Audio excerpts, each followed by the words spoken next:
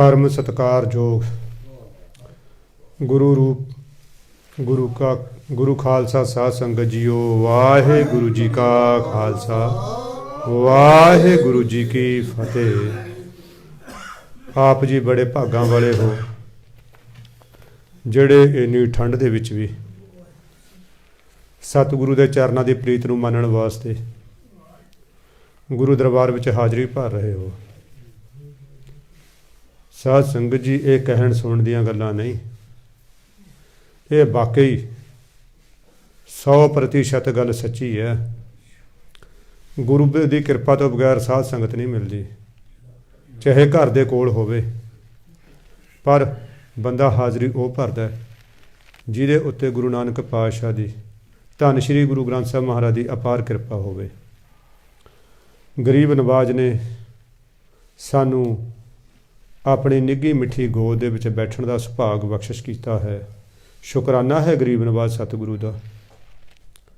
ਜਿੱਥੇ ਇੰਨੀ ਕਿਰਪਾ ਕੀਤੀ ਹੈ ਮਹਾਰਾਜ ਨੇ, ਉੱਥੇ ਇੱਕ ਅਹਿਸਾਨ ਹੋਰ ਕਰਨ, ਸਾਡੇ ਸਾਰਿਆਂ ਨੂੰ ਸਾਵਧਾਨਤਾ, ਇਕਾਗਰਤਾ, ਸ਼ਰਧਾ, ਭਾਵਨਾ, ਪ੍ਰੇਮ ਬਖਸ਼ ਕੇ ਸ਼ਬਦ ਸੁਰਤ ਦਾ ਮੇਲ ਕਰਾਉਂਦਿਆਂ ਹੋਇਆਂ ਆਪਣੀ ਪਵਿੱਤਰ ਪਾਵਨ ਬਾਣੀ ਦੀ ਕਥਾ ਸੁਣਨ ਅਤੇ ਕਰਨ ਦੀ ਬਲ ਬੁੱਧੀ ਸਮਰੱਥਾ ਬਖਸ਼ਣ। ਅੱਜ ਮੇਰੇ ਦਾਤਾਰ ਪਿਤਾ ਜੀ ਆਪਣੇ ਪਵਿੱਤਰ ਪਾਵਨ ਅੰਗ 275 ਤੋਂ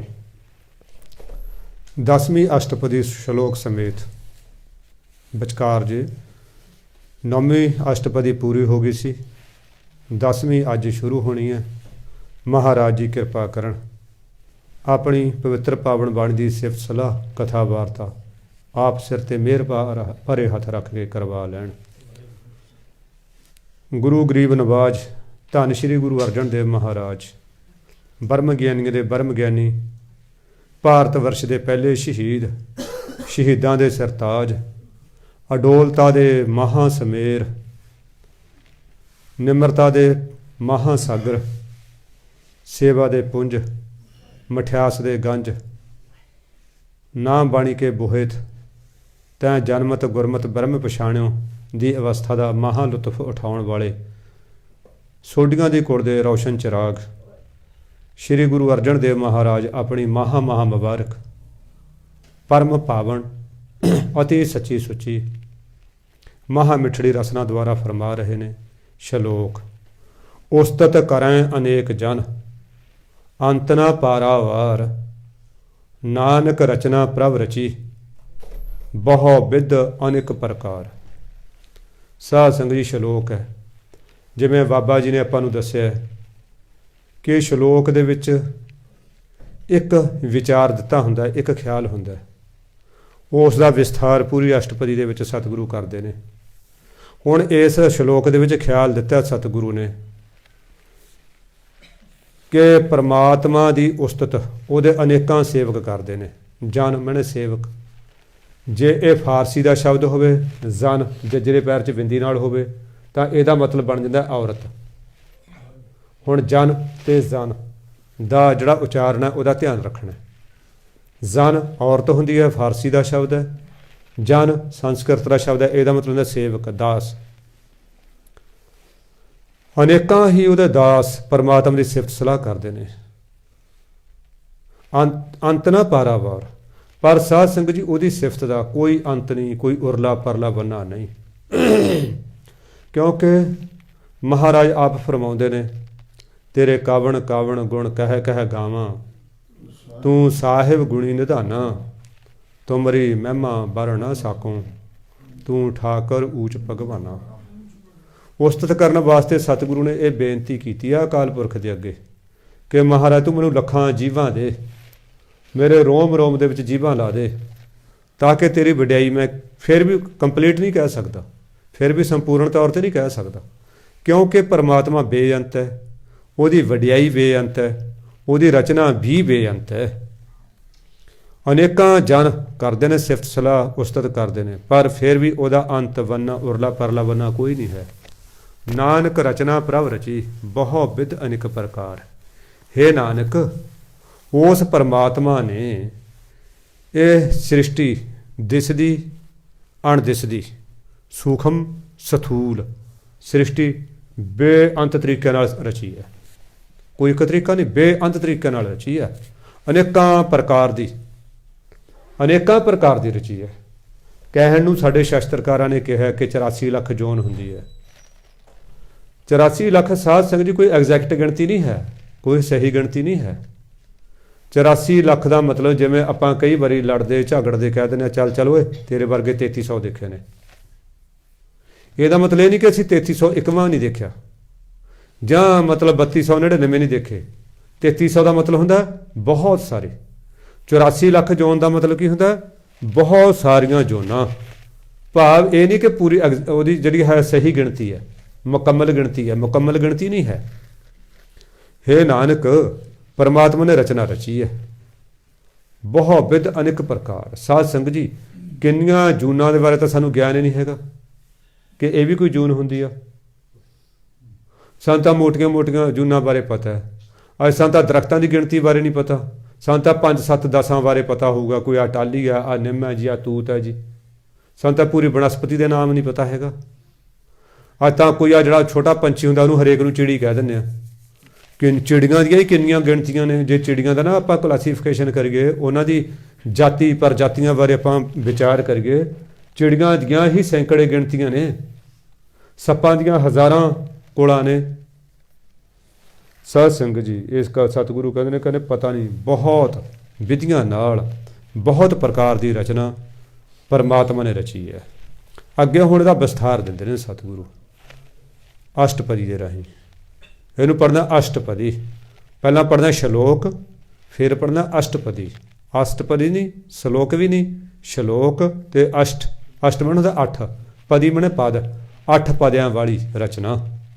ਪਹਿਲਾਂ ਚੌਪਦੇ ਹੁੰਦੇ ਨੇ, 4 ਪਦਿਆਂ ਵਾਲੇ, 2 ਪਦੇ ਵੀ ਨੇ, 3 ਪਦੇ ਵੀ ਨੇ, 5 ਪਦੇ ਵੀ ਨੇ, ਇਹ 8 ਪਦੇ ਵੀ ਨੇ। ਫਿਰ ਇੱਕ 16 ਨੇ ਮਾਰੂ ਰਾਗ ਦੇ ਵਿੱਚ, ਜਿਨ੍ਹਾਂ ਦੇ 16 ਪਦ ਨੇ, ਉਹ 16 ਪਦਾਂ ਵਾਲੇ ਨੇ। ਗਰੀਬ ਨਵਾਜ ਕਹਿੰਦੇ ਕਈ ਕੋਟ ਹੋਏ ਪੂਜਾਰੀ। ਸਾਧ ਸੰਗਤ ਜੀ, ਕਈ ਕੋਟ ਭਾਵ ਬਹੁਤ ਗਿਣਤੀ, ਕਈ ਕਰੋੜ, ਬਹੁਤ ਸਾਰੇ ਲੋਕ ਪਰਮਾਤਮਾ ਦੀ ਪੂਜਾ ਕਰਨ ਵਾਲੇ ਨੇ। ਭਾਵ ਪੂਜਾ ਹਮੇਸ਼ਾ ਸਰਗੁਣ ਸਰੂਪ ਦੀ ਕੀਤੀ ਜਾਂਦੀ ਹੈ। ਨਿਰਗੁਣ ਸਰੂਪ ਦਾ ਤਾਂ ਉਹਦੀ ਯਾਦ ਕੀਤੀ ਜਾਂਦੀ ਆ, ਉਹਦਾ ਇੱਕ ਆਪਾਂ ਜਿਹੜਾ ਹੈ ਉਹਦਾ ਸਿਮਰਨ ਕਰ ਸਕਦੇ ਹਾਂ। ਕਹਿੰਦੇ ਕਰੋੜਾਂ ਲੋਕ ਨੇ ਜਿਹੜੇ ਸਰਗੁਣ ਪਰਮਾਤਮਾ ਦੀ ਪੂਜਾ ਕਰਦੇ ਨੇ, ਦੇਵੀ ਦੇਵਤਿਆਂ ਦੀ ਪੂਜਾ ਕਰਦੇ ਨੇ। ਕਈ ਕੋਟ ਆਚਾਰ ਵਿਵਹਾਰੀ। ਸਾਧ ਸੰਗਤ ਜੀ, 2 ਤਰੀਕੇ ਨਾਲ ਕੰਮ ਕਰਦੇ ਹਾਂ। ਧਾਰਮਿਕ ਕੰਮ ਖਾਸ ਕਰਕੇ। ਇੱਕ ਤਾਂ ਕੰਮ ਕਰਦੇ ਹਾਂ ਅਸੀਂ ਕੇਵਲ ਤੇ ਕੇਵਲ ਪਰਮਾਤਮਾ ਵਾਸਤੇ। ਉਹਨਾਂ ਨੂੰ ਤਾਂ ਕਿਹਾ ਜਾਂਦਾ ਹੈ ਭਗਤੀ। ਫਰਜ਼ ਕਰ ਲਓ ਅਸੀਂ ਅੰਮ੍ਰਿਤ ਵੇਲੇ ਜਾਗੇ ਪਰਮਾਤਮਾ ਦੇ ਵਾਸਤੇ, ਸਾਡਾ ਜਾਗਣਾ ਵੀ ਭਗਤੀ ਬਣ ਗਿਆ। ਫਿਰ ਅਸੀਂ ਬਰਸ਼ ਕੀਤਾ ਬਈ ਹੁਣ ਮਹਾਰਾਜ ਦੀ ਬਾਣੀ ਪੜ੍ਹਨੀ ਹੈ ਸੁੱਚੇ ਮੂੰਹ ਨਾਲ, ਸਾਡਾ ਬਰਸ਼ ਕਰਨਾ ਵੀ ਭਗਤੀ ਬਣ ਗਿਆ। ਫਿਰ ਅਸੀਂ ਸੋਚਦੇ ਹਾਂ ਯਾਰ ਵੀ ਹੁਣ ਪੇਟ ਵੀ ਸਾਫ਼ ਹੋ ਜਾਏ, ਨਹੀਂ ਗੰਦੀ ਹਵਾ ਪਾਸ ਹੋਊਗੀ, ਫਲਾਣਾ ਹੋਊਗਾ, ਅਤੇ ਇਸ ਕਰਕੇ ਸਾਡਾ ਫਲਸ਼ ਜਾਣਾ ਵੀ ਇੱਕ ਭਗਤੀ ਦਾ ਅੰਗ ਬਣ ਜਾਂਦਾ ਹੈ। ਅਸੀਂ ਫਿਰ ਪਰਮਾਤਮਾ ਵਾਸਤੇ ਇਸ਼ਨਾਨ ਕਰਦੇ ਹਾਂ, ਸਾਡਾ ਇਸ਼ਨਾਨ ਕਰਨਾ ਵੀ ਭਗਤੀ ਬਣ ਗਿਆ। ਮੇਰੇ ਕਹਿਣ ਦਾ ਭਾਵ, ਜੋ ਅਸੀਂ ਕੰਮ ਪਰਮਾਤਮਾ ਦੇ ਨਿਮਿੱਤ ਕਰਦੇ ਹਾਂ, ਉਹ ਪਰਮਾਤਮਾ ਨੂੰ ਪ੍ਰਾਪਤ ਕਰਨ ਵਾਸਤੇ ਕਰਦੇ ਹਾਂ, ਪਰਮਾਤਮਾ ਨੂੰ ਪ੍ਰਸੰਨ ਕਰਨ ਵਾਸਤੇ ਕਰਦੇ ਹਾਂ, ਉਹ ਸਾਡਾ ਇੱਕ ਭਗਤੀ ਦਾ ਅੰਗ ਬਣ ਜਾਂਦਾ ਹੈ। ਫਿਰ ਅਸੀਂ ਧੂਫ ਜੋਤ ਲਾਉਂਦੇ ਹਾਂ, ਸੁਗੰਧੀ ਉੱਥੇ ਕਰਦੇ ਹਾਂ। ਜੋਤ ਦਾ ਮਤਲਬ ਦੇਸੀ ਘੀ ਬਣਦਾ, ਸੁਗੰਧੀ ਪੈਦਾ ਹੁੰਦੀ ਹੈ। ਇਹਨੂੰ ਵੀ ਇੱਕ ਭਗਤੀ ਦੀ ਕਿਸਮ ਮੰਨਿਆ ਹੋਇਆ। ਸੁਗੰਧੀਆਂ ਛਿੜਕਣੀਆਂ, ਇਹ ਭਗਤੀ ਦਾ ਇੱਕ ਅੰਗ ਗਿਣਿਆ ਗਿਆ। ਫਿਰ ਸਾਧ ਸੰਗਤ ਜੀ, ਅਸੀਂ ਕੋਈ ਸਤਨਾਮ ਵਾਹਿਗੁਰੂ ਜਪਦੇ ਹਾਂ, ਬਾਣੀ ਪੜ੍ਹਦੇ ਹਾਂ, ਚਿੰਤਨ ਕਰਦੇ ਹਾਂ ਪਰਮਾਤਮਾ ਦਾ। ਉਹ ਕੱਲਾ ਇਹ ਸੰਸਾਰਕ ਲੋੜਾਂ ਪੂਰੀਆਂ ਕਰਨ ਵਾਸਤੇ ਨਹੀਂ। ਇਹ ਨਹੀਂ ਕਿ ਜੀ ਮੈਨੂੰ ਬਾਬਾ ਜੀ ਨੇ ਚਲੀਹਾ ਦਿੱਤਾ ਮੈਂ ਤਾਂ ਕਰ ਰਿਹਾ, ਜਾਂ ਮੇਰੇ ਬੇਟੇ ਨੂੰ ਨੌਕਰੀ ਮਿਲ ਜੇ, ਜਾਂ ਮੇਰਾ ਬੱਚਾ ਬਾਹਰ ਚਲਿਆ ਜਾਵੇ, ਉਹ PR ਹੋ ਜੇ, ਉਹਦੇ ਵਾਸਤੇ ਪਾਠ ਕਰਗੇ। ਉਹਨੂੰ ਭਗਤੀ ਨਹੀਂ ਗਿਣਿਆ ਜਾਂਦਾ, ਉਹ ਭਗਤੀ ਦਾ ਅੰਗ ਨਹੀਂ ਹੈ।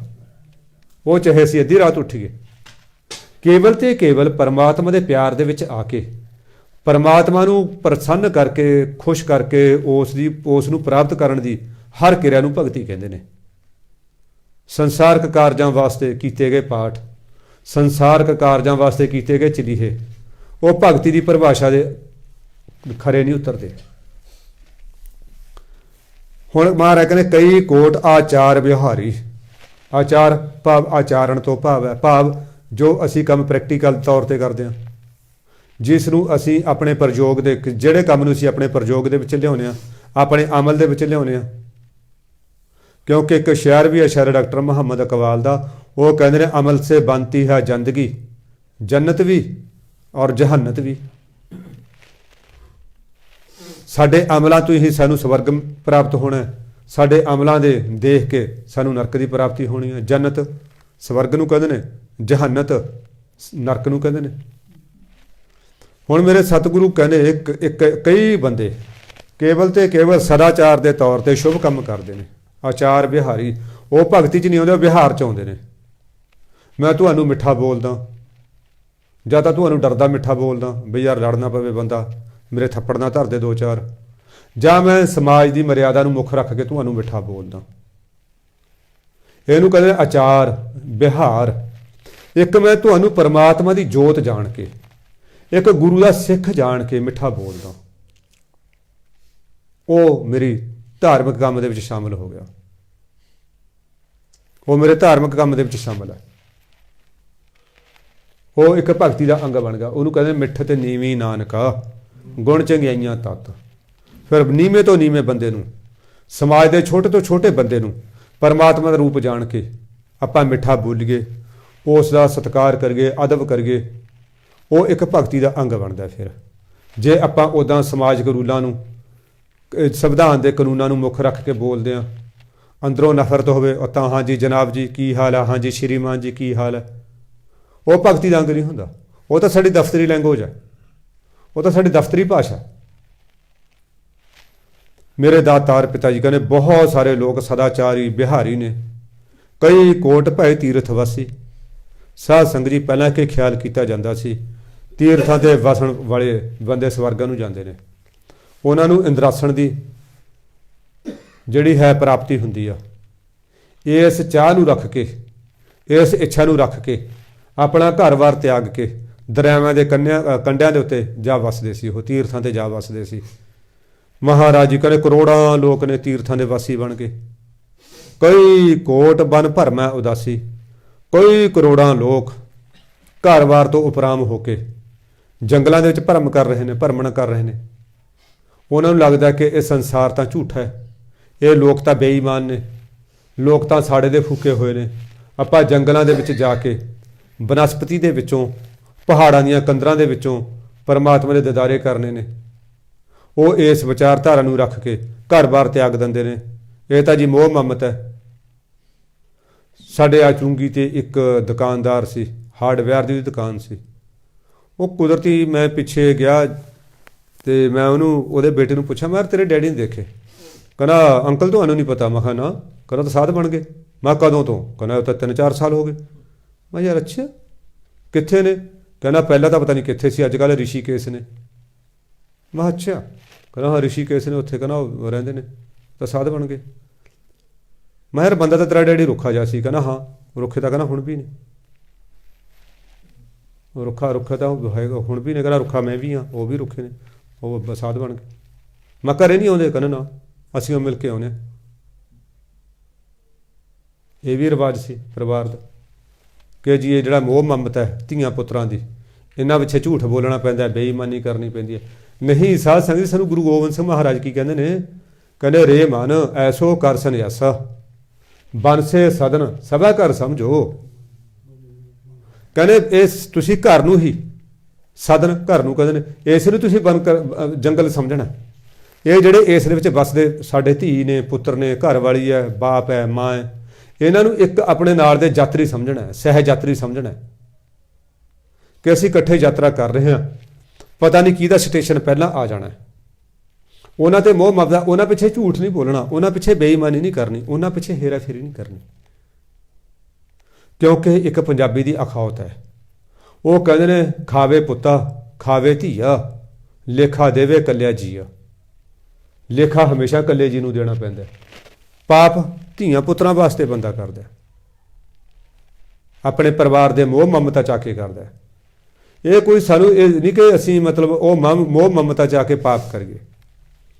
ਮਹਾਰਾਜ ਜੀ ਕਈ ਇਹ ਕਹਿੰਦੇ ਨੇ ਕਦੇ ਕਦੇ ਬਹੁਤ ਸਾਰੇ ਲੋਕ ਫਿਰ ਜੰਗਲਾਂ 'ਚ ਭਟਕਦੇ ਨੇ, ਆਪਣੇ ਆਪ ਨੂੰ ਉਦਾਸੀ ਕਹਿਲਾਉਂਦੇ ਨੇ। ਕਈ ਕੋਟ ਵੇਦ ਕੇ ਸਰੋਤੇ, ਕਹਿੰਦੇ ਸਾਧ ਸੰਗਤ ਜੀ ਕਰੋੜਾਂ ਲੋਕ ਵੇਦਾਂ ਦੇ ਸਰੋਤੇ ਨੇ, ਭਾਵ ਗਿਆਨ ਸੁਣਦੇ ਨੇ। ਆਪਾਂ ਵੀ ਕਿਤੇ ਦਿਮਾਗ ਲੱਗਦਾ ਭੱਜੇ ਜਾਂਦੇ ਹਾਂ ਸਕੂਟਰ 'ਤੇ ਹਰ ਹਰ ਕਰਦੇ ਜਾਂਦੇ ਹਾਂ। ਬਾਬਾ ਜੀ ਕਹਿੰਦੇ ਭਾਈ ਸ਼ਰਾਬ ਨਾ ਪੀਆ ਕਰੋ। ਨਹੀਂ ਬਾਬਾ ਜੀ ਥੋੜ੍ਹਾ ਸਰਦਾ, ਤੁਸੀਂ ਤਾਂ ਵਿਹਲੇ ਹੋ, ਅਜੇ ਤਾਂ ਸਾਰਾ ਦਿਨ ਡਿਊਟੀ ਕਰਨੀ ਹੁੰਦੀ ਆ, ਠੰਡ 'ਚ ਵੀ ਖੜਨਾ ਹੁੰਦਾ ਸੜਕਾਂ 'ਤੇ, ਜਿਹੜਾ ਹੈ ਆਪਣੇ ਕਿੰਨੇ ਘੰਟੇ ਸੀ ਡਿਊਟੀ ਦੇਣੀ ਹੁੰਦੀ ਹੈ। ਹਸਪਤਾਲਾਂ ਦੇ ਵਿੱਚ ਕਈ ਵਾਰੀ ਸ਼ਿਫਟਾਂ 'ਚ ਡਿਊਟੀ ਚੱਲਦੀ ਹੈ, ਕਿੰਨੇ ਘੰਟਿਆਂ ਦੀ ਡਿਊਟੀ ਹੁੰਦੀ ਹੈ। ਫੈਕਟਰੀਆਂ ਦੇ ਵਿੱਚ ਕਿੰਨੇ ਘੰਟਿਆਂ ਦੀ ਡਿਊਟੀ ਹੁੰਦੀ ਹੈ। ਬਾਬਾ ਜੀ ਸਾਨੂੰ ਪੀਤੇ ਬਗੈਰ ਥੋੜ੍ਹਾ ਸਰਦਾ। ਦੀਵਾਨ 'ਚ ਸੁਣਿਆ ਕਿ ਜੀ ਬੇਈਮਾਨੀ ਨਹੀਂ ਕਰਨੀ, ਰਿਸ਼ਵਤ ਨਹੀਂ ਲੈਣੀ। ਬਾਬਾ ਜੀ ਭਲਾ ਕਿਵੇਂ ਸਰੂਗਾ? ਜਵਾਕ ਨੇ ਹੁਣ ਉਹ ਇੱਕ ਫਲਾਣੇ ਕਾਲਜ 'ਚ ਪੜ੍ਹਦਾ, ਇੱਕ ਧਿਮਕੇ ਕਾਲਜ 'ਚ ਪੜ੍ਹਦਾ, ਫੀਸਾਂ ਵੀ ਦੇਣੀਆਂ ਨੇ, ਤੁਹਾਡੇ ਤਾਂ ਜਵਾਕ ਨਹੀਂ, ਥੋੜ੍ਹੇ ਜੱਲਾ ਨਹੀਂ। ਇਹੋ ਜਿਹੀ ਕਥਾ ਕਰਨ ਦਾ, ਇਹੋ ਜਿਹੇ ਵੇਦ ਸੁਣਨ ਦਾ, ਵੇਦ ਦਾ ਅਖਰੇ ਅਰਥ ਗਿਆਨ ਵੀ ਹੁੰਦਾ। ਇਹੋ ਜਿਹਾ ਗਿਆਨ ਸੁਣਨ ਦਾ ਕੋਈ ਫਾਇਦਾ ਨਹੀਂ ਜਿਹਦੇ ਉੱਤੇ ਅਮਲ ਨਹੀਂ ਕਰਨਾ। ਜਿਹਦੇ ਉੱਤੇ ਅਮਲ ਨਹੀਂ ਕਰਨਾ ਉਹ ਸੁਣਨ ਦਾ ਕੋਈ ਫਾਇਦਾ ਨਹੀਂ। ਦੇਖੋ ਗੁਰਬਾਣੀ ਕਹਿੰਦੀ ਹੈ ਕਿਆ ਪੜ੍ਹੀਐ ਕਿਆ ਗੁਣੀਐ, ਕਿਆ ਵੇਦ ਪੁਰਾਨਾ ਸੁਣੀਐ, ਪੜ੍ਹੇ ਸੁਣੇ ਕਿਆ ਹੋਈ, ਜੋ ਸਹਿਜ ਨਾ ਮਿਲਿਓ ਸੋਈ। ਹਰ ਕਾ ਨਾਮ ਨਾ ਜਪਸ ਗਵਾਰਾ, ਕਿਆ ਸੋਚੈ ਬਾਰੰਬਾਰਾ। ਕੀ ਫਾਇਦਾ ਤੇਰੇ ਇੰਨੇ ਦੀਵਾਨ ਸੁਣਨ ਦਾ, ਇੰਨੀਆਂ ਕਥਾਵਾਂ ਸੁਣਨ ਦਾ, ਇੰਨੇ ਮਹਾਂਪੁਰਖਾਂ ਦੇ ਚਰਨਾਂ 'ਚ ਗੋਡੇ ਰਗੜਨ ਦਾ, ਜੇ ਤੇਰੀ ਜ਼ਿੰਦਗੀ ਦੇ ਵਿੱਚ ਸਹਿਜ ਨਹੀਂ ਆਇਆ, ਜੇ ਤੇਰੀ ਜ਼ਿੰਦਗੀ ਦੇ ਵਿੱਚ ਮਿਠਿਆਸ ਨਹੀਂ ਆਈ, ਜੇ ਤੇਰੀ ਜ਼ਿੰਦਗੀ ਦੇ ਵਿੱਚ ਇਮਾਨਦਾਰੀ ਨਹੀਂ ਆਈ, ਜੇ ਤੇਰੀ ਜ਼ਿੰਦਗੀ ਦੇ ਵਿੱਚ ਸਬਰ ਸੰਤੋਖ ਨਹੀਂ ਆਇਆ, ਫਿਰ ਕੋਈ ਫਾਇਦਾ ਨਹੀਂ। ਮਹਾਰਾਜ ਕਹਿੰਦੇ ਹੁਣ ਕਰੋੜਾਂ ਲੋਕ ਵੇਦਾਂ ਦੇ ਸਰੋਤੇ ਨੇ, ਸੁਣਦੇ ਨੇ। ਕਈ ਕੋਟ ਤਪੀ ਸੁਰ ਹੋਤੇ, ਕਰੋੜਾਂ ਲੋਕ ਤਪ ਸਾਧਦੇ ਨੇ, ਠੰਡਾਂ ਦੇ ਵਿੱਚ ਬਰਫਾਂ 'ਤੇ ਬਹਿੰਦੇ ਨੇ। ਆਹ ਕੱਲ੍ਹ ਪਰਸੋਂ ਕਿਉਂਕਿ ਮੈਂ ਪੜ੍ਹਿਆ ਸੀ, ਨਾਭੇ ਦੀ ਖਬਰ ਲੱਗੀ ਸੀ, ਪਤਾ ਨਹੀਂ ਅਖਬਾਰ 'ਚ, ਪਤਾ ਨਹੀਂ ਕੀ, ਕਹਿੰਦੇ ਉਹ ਫਲਾਣੇ ਸਾਧੂ ਨੇ ਬਰਫ 'ਤੇ ਬੈਠ ਕੇ ਕਿੰਨੇ ਘੰਟੇ ਤਪੱਸਿਆ ਕੀਤੀ। ਮੈਂ ਲੈ ਦੱਸੋ, ਇਹਨਾਂ ਲੋਕਾਂ ਇਹਨਾਂ ਕਿਰਿਆਵਾਂ ਨੂੰ ਹੀ ਬਹੁਤ ਵੱਡਾ ਸਮਝਦੇ ਨੇ।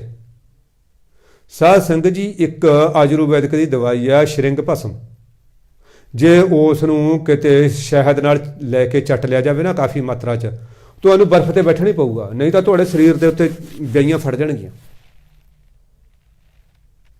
ਵਿਆਹੀਆਂ ਫੜ ਜਾਣਗੀਆਂ, ਨਹੀਂ ਤਾਂ ਸਰੀਰ 'ਤੇ ਉਹ ਇੰਨੀ ਗਰਮੈਸ਼ ਕਰ ਦਿੰਦੀ ਹੈ ਅੰਦਰ।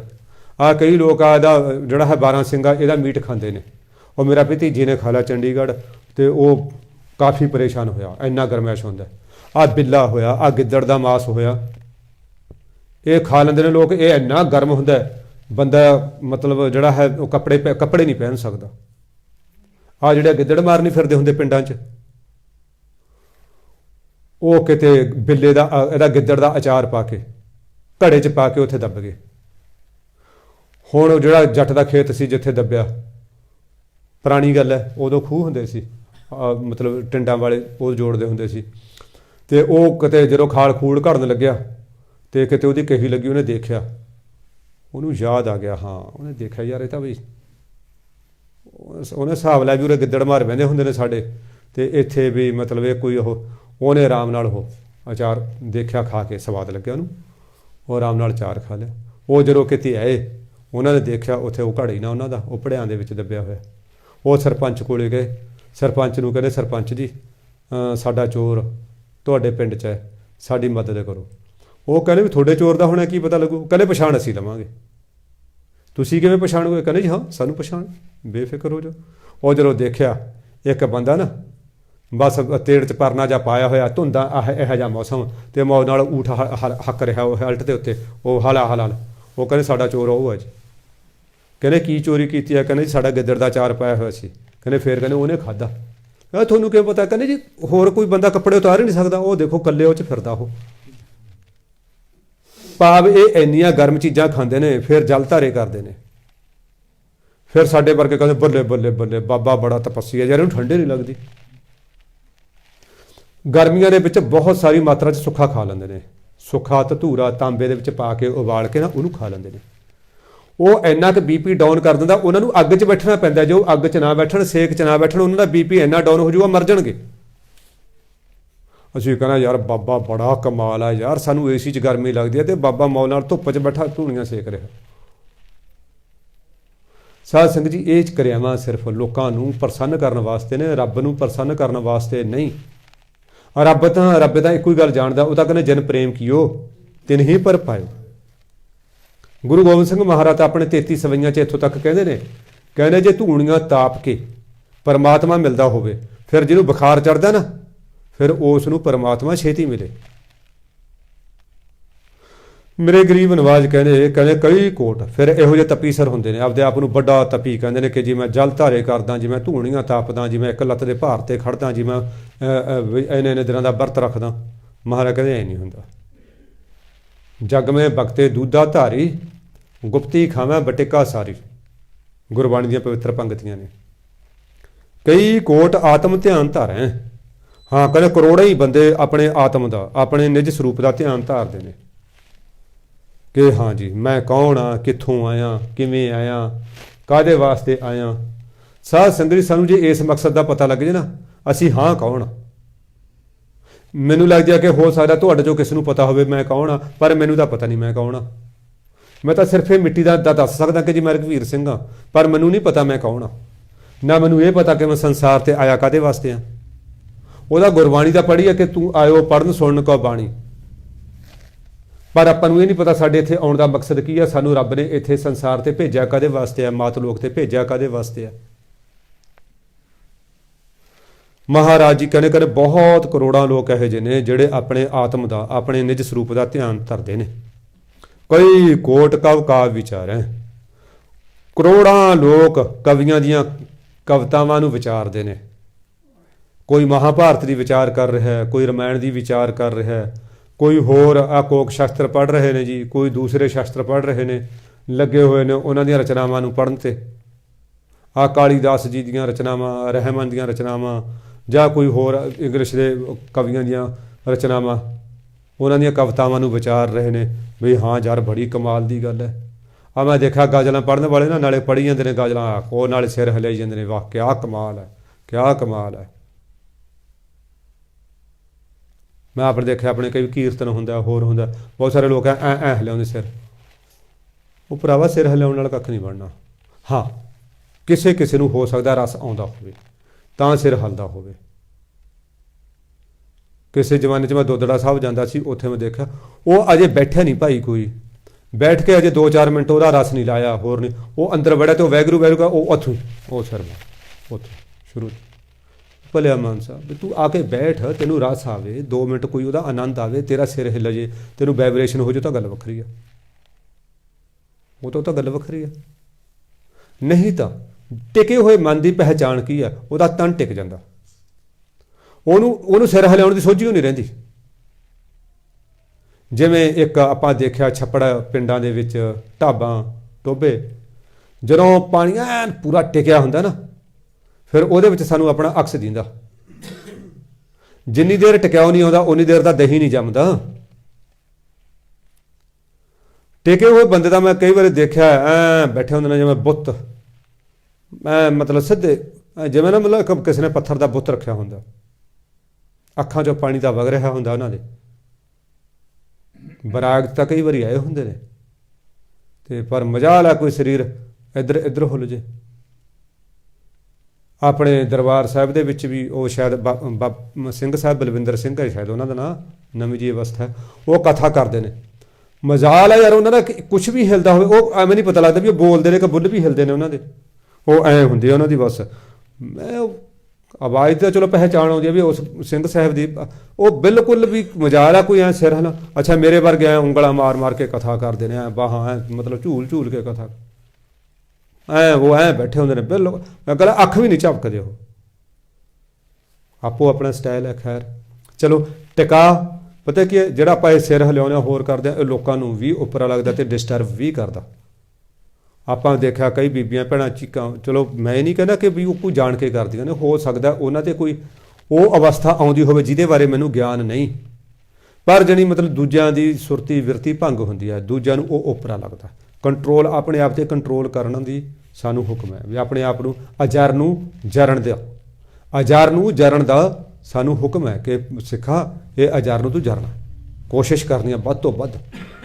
ਚਲੋ ਖੈਰ, ਗਰੀਬ ਨਵਾਜ਼ ਕਹਿੰਦੇ ਕਹਿੰਦੇ ਫਿਰ ਕਹਿੰਦੇ ਆਪਣਾ ਉਹ ਕਵੀਆਂ ਦੀ ਕਵਿਤਾਵਾਂ ਨੂੰ ਵਿਚਾਰਦੇ ਨੇ, ਫਿਰ ਉਹ ਸਿਰ ਹਿਲਾਉਂਦੇ ਨੇ, ਬੜਾ ਮਤਲਬ ਕਹਿੰਦੇ ਟੁੱਚ ਟੁੱਚ ਕਰਦੇ ਨੇ ਕਿ ਹਾਂ ਜੀ ਕਿਆ ਕਮਾਲ ਹੈ ਜੀ, ਕਿਆ ਕਮਾਲ ਹੈ ਜੀ, ਵਾਹ ਵਾਹ ਕਰਦੇ ਨੇ। ਕਈ ਕੋਟ ਨਵਤਨ ਨਾਮ ਤੇ ਆਵੇਂ ਸਾਧ ਸੰਗਤ ਜੀ, ਬਹੁਤ ਸਾਰੇ ਐਸੇ ਫਿਰਕੇ ਨੇ, ਸਾਧੂ ਨੇ ਸੰਸਾਰ ਦੇ ਵਿੱਚ ਕਰੋੜਾਂ ਹੀ, ਕਹਿੰਦੇ ਨਵਾਂ ਨਾਮ ਤੇ ਆਉਂਦੇ ਨੇ। ਪਰਮਾਤਮਾ ਤੂੰ ਅਗੰਮ ਹੈ, ਤੂੰ ਅਗੋਚਰ ਹੈ, ਤੂੰ ਅਚੁੱਤ ਹੈ, ਤੂੰ ਅਵਿਨਾਸ਼ੀ ਹੈ, ਤੂੰ ਅਟਲ ਹੈ, ਤੂੰ ਰਾਮ ਹੈ, ਤੂੰ ਰਹੀਮ ਹੈ, ਤੂੰ ਕਰੀਮ ਹੈ, ਤੂੰ ਅੱਲਾ ਹੈ, ਤੂੰ ਖੁਦਾ ਹੈ। ਉਹ ਵੱਖਰੇ ਵੱਖਰੇ ਨਾਮ ਜਪਦੇ ਨੇ, ਉਹਦੇ ਸਾਰੇ ਕਿਰਤਮ ਨਾਮ। ਕਿਰਤਮ ਨਾਮ ਦਾ ਕੀ ਹੁੰਦਾ? ਗੁਣਾਤਮਕ ਨਾਮ। ਜਿਵੇਂ ਆ ਪਿੰਡਾਂ ਦੇ ਵਿੱਚ ਕੀ ਸ਼ਹਿਰਾਂ ਦੇ ਵਿੱਚ ਵੀ ਮੈਂ ਦੇਖਿਆ, ਇੱਕ ਤਾਂ ਨਾਮ ਘਰਦਿਆਂ ਨੇ ਰੱਖਿਆ ਹੁੰਦਾ ਆ ਫਲਾਣਾ ਸਿੰਘ, ਇੱਕ ਫਿਰ ਲੋਕਾਂ ਨੇ ਨਾਂ ਰੱਖਿਆ ਹੁੰਦਾ ਉਹਦਾ, ਉਹਦੇ ਦਫ਼ਤਰ ਵਾਲਿਆਂ ਨੇ, ਉਹਦੇ ਡਿਪਾਰਟਮੈਂਟ ਵਾਲਿਆਂ ਨੇ ਉਹਦਾ ਨਾਂ ਰੱਖਿਆ ਹੁੰਦਾ, ਇੱਕ ਉਹਦਾ ਕਿਰਤਮ ਨਾਮ ਹੈ। ਬਹੁਤ ਸਾਲ ਪਹਿਲਾਂ ਇੱਥੇ ਪੁਲਿਸ ਲਾਈਨ ਦੇ ਵਿੱਚ ਇੱਕ ਸਿੰਘ ਹੁੰਦੇ ਸੀ, ਉਹਨਾਂ ਨੇ ਜਾਣਾ, ਇੱਥੋਂ ਦੇ ਸੀ ਖੇੜੀ ਮੁਸਲਮਾਨੀਆਂ ਦੇ, ਨਾਂ ਵੀ ਜਰਨੈਲ ਸਿੰਘ ਸੀ ਉਹਨਾਂ ਦਾ।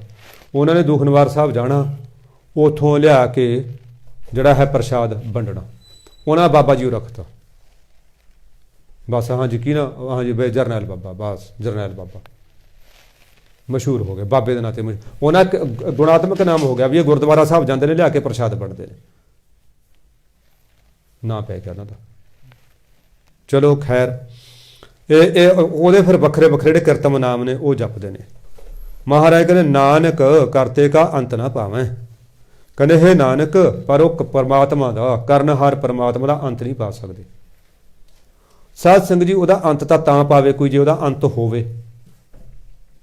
ਜੇ ਮੇਰੀ ਜੇਬ 'ਚ ਬਟੂਆ ਹੀ ਨਹੀਂ ਹੈ, ਮੈਂ ਘਰ ਭੁੱਲਿਆ ਆ, ਤਾਂ ਮੈਂ ਮੇਰੇ ਚਾਹੇ ਸਾਰੀਆਂ ਜੇਬਾਂ ਪੁੱਠੀਆਂ ਕਰ ਕਰ ਦੇਖੀ ਜਾਵਾਂ, ਬਟੂਆ ਲੱਭੇਗਾ ਹੀ ਨਹੀਂ। ਜਦੋਂ ਪਰਮਾਤਮਾ ਦਾ ਅੰਤ ਹੈ ਹੀ ਨਹੀਂ, ਅੰਤ ਪਾਊਗਾ ਕੋਈ ਕੀ? ਜੇ ਅੰਤ ਹੋਊਗਾ ਕੋਈ ਤਾਂ ਹੀ ਪਾਊਗਾ ਨਾ, ਉਹਦਾ ਅੰਤ ਹੈ ਹੀ ਨਹੀਂ। ਸਤਿਗੁਰੂ ਅੱਗੇ ਫਰਮਾ ਰਹੇ ਨੇ, ਕਈ ਕੋਟ ਪਏ ਅਭਿਮਾਨੀ। ਸਾਧ ਸੰਗਤ ਜੀ, ਇਸ ਦੁਨੀਆ ਦੇ ਵਿੱਚ ਅਭਿਮਾਨ ਕਰਨ ਵਾਲੇ, ਹੰਕਾਰ ਕਰਨ ਵਾਲੇ ਬਹੁਤ ਨੇ। ਤੂੰ ਮੈਨੂੰ ਕੀ ਜਾਣਦਾ, ਮੇਰਾ ਐਡਾ ਵੱਡਾ ਅਹੁਦਾ, ਤੂੰ ਪੀਣ ਲੱਗਿਆ, ਤੂੰ ਫਲਾਣਾ, ਤੂੰ ਧਿਮਕਾ।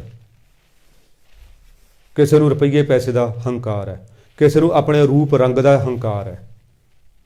ਬੜੇ ਲੋਕ ਕਹਿੰਦੇ ਸੁਣੇ ਨੇ, ਕਹਿੰਦੇ ਤੂੰ ਬੋਲਣ ਨੂੰ ਮਰਦਾ, ਤੂੰ ਤਾਂ ਮੇਰੇ ਪੈਰਾਂ ਵਰਗਾ ਵੀ ਨਹੀਂ, ਕਹਿੰਦੇ ਸੁਣੇ ਨੇ।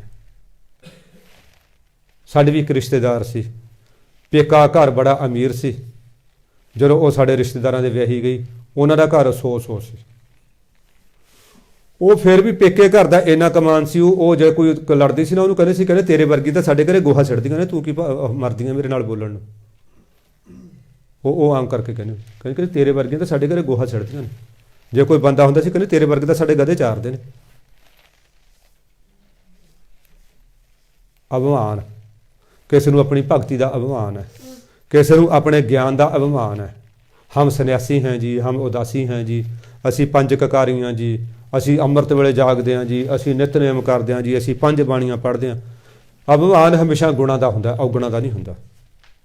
ਕਿਸੇ ਕੋਈ ਦਾਤ ਸਾਨੂੰ ਪਰਮਾਤਮਾ ਨੇ ਬਖਸ਼ਿਸ਼ ਕੀਤੀ ਹੈ, ਜੋਬਨ ਦਿੱਤਾ ਹੈ, ਰੂਪ ਰੰਗ ਦਿੱਤਾ ਹੈ, ਰੁਪਈਆ ਪੈਸਾ ਦਿੱਤਾ ਹੈ, ਉੱਚਾ ਰੁਤਬਾ ਦਿੱਤਾ ਸਾਨੂੰ, ਉਹਦਾ ਅਭਿਮਾਨ ਕਰਦੀ ਹੈ ਦੁਨੀਆ। ਗਿਆਨ ਦੇਤਾ, ਵਿਦਿਆ ਦੇਤੀ, ਮੈਂ ਜੀ ਡਬਲ MA, ਮੈਂ ਟ੍ਰਿਪਲ MA, ਮੈਂ ਫੈਲਾਂ, ਮੇਰੇ ਕੋਲ 7 ਮਾਸਟਰ ਡਿਗਰੀਆਂ ਨੇ, ਮੇਰੇ ਕੋਲ 10 ਮਾਸਟਰ ਡਿਗਰੀਆਂ ਨੇ, ਮੈਂ PhD ਹਾਂ।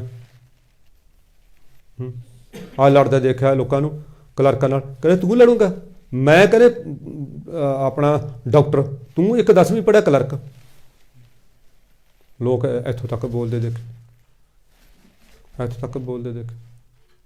ਅੱਛਾ, ਕਈ ਦਾ ਮੈਂ ਹੋਰ ਦੇਖਿਆ, ਬੀਬੀ ਚਾਹੇ ਅਨਪੜ੍ਹ ਹੈ, ਘਰ ਵਾਲਾ ਆਫੀਸਰ ਲੱਗਿਆ ਹੋਇਆ, ਉਹ ਉਸ ਦੇ ਹੰਕਾਰ, ਆਪ ਨੂੰ ਮਤਲਬ ਊੜਾ ਨਹੀਂ ਪਤਾ ਵੀ ਊੜੇ ਦਾ ਮੂੰਹ ਕਿੱਧਰ ਹੁੰਦਾ।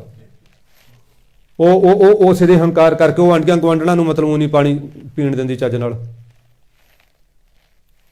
ਬਈ ਉਹਦਾ ਤਾਂ ਤੇਰੇ ਘਰ ਵਾਲੇ ਕੋਲ ਹੈ, ਤੇਰੇ ਕੋਲ ਤਾਂ ਕੁਛ ਵੀ ਨਹੀਂ ਹੈ, ਤੇਰੇ ਘਰ ਵਾਲੇ ਕੋਲ ਤਾਂ ਕੁਛ ਵੀ ਨਹੀਂ, ਤੂੰ ਐਵੇਂ ਚੌੜੀ ਹੋਈ ਫਿਰਦੀਆਂ ਹੈ ਨਾ। ਤੇ ਚਲੋ ਖੈਰ, ਅਭਿਮਾਨ ਨੇ ਕਰੋੜਾਂ ਲੋਕ ਨੇ ਜਿਹੜੇ ਅਭਿਮਾਨ ਦੀ ਜ਼ਿੰਦਗੀ ਜਿਉਂਦੇ ਨੇ, ਅਭਿਮਾਨ ਭਰੀ ਜ਼ਿੰਦਗੀ ਜਿਉਂਦੇ ਨੇ ਕਿ ਜੀ ਮੈਂ ਇਹ ਹਾਂ, ਮੈਂ ਉਹ ਹਾਂ।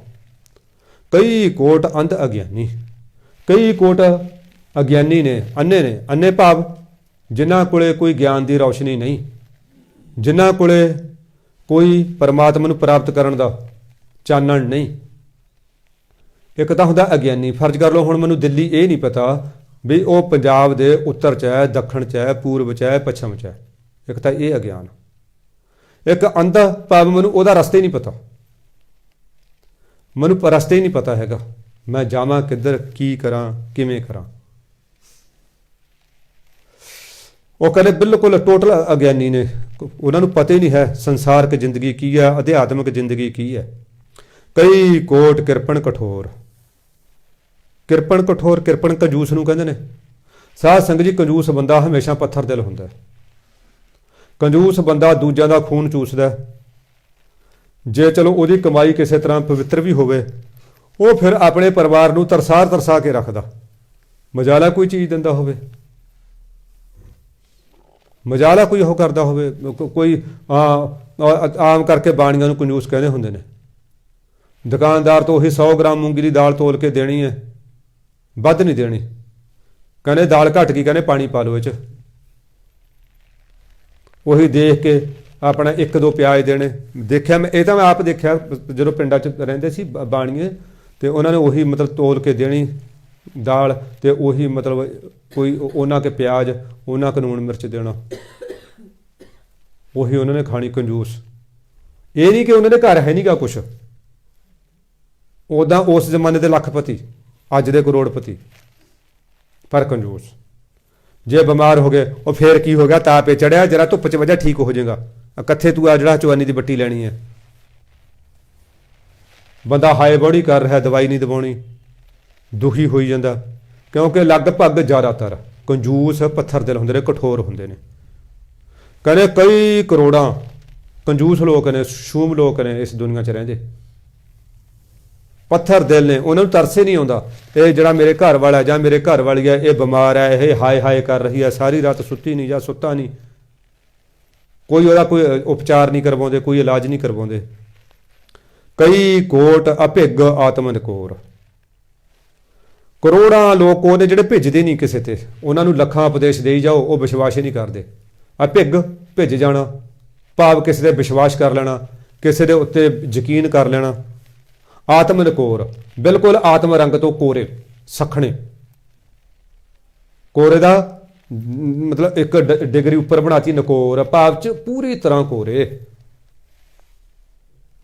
ਬਿਲਕੁਲ ਸਖਣੇ ਨੇ ਉਹ ਪਰਮਾਤਮਾ ਦੇ ਗਿਆਨ ਤੋਂ।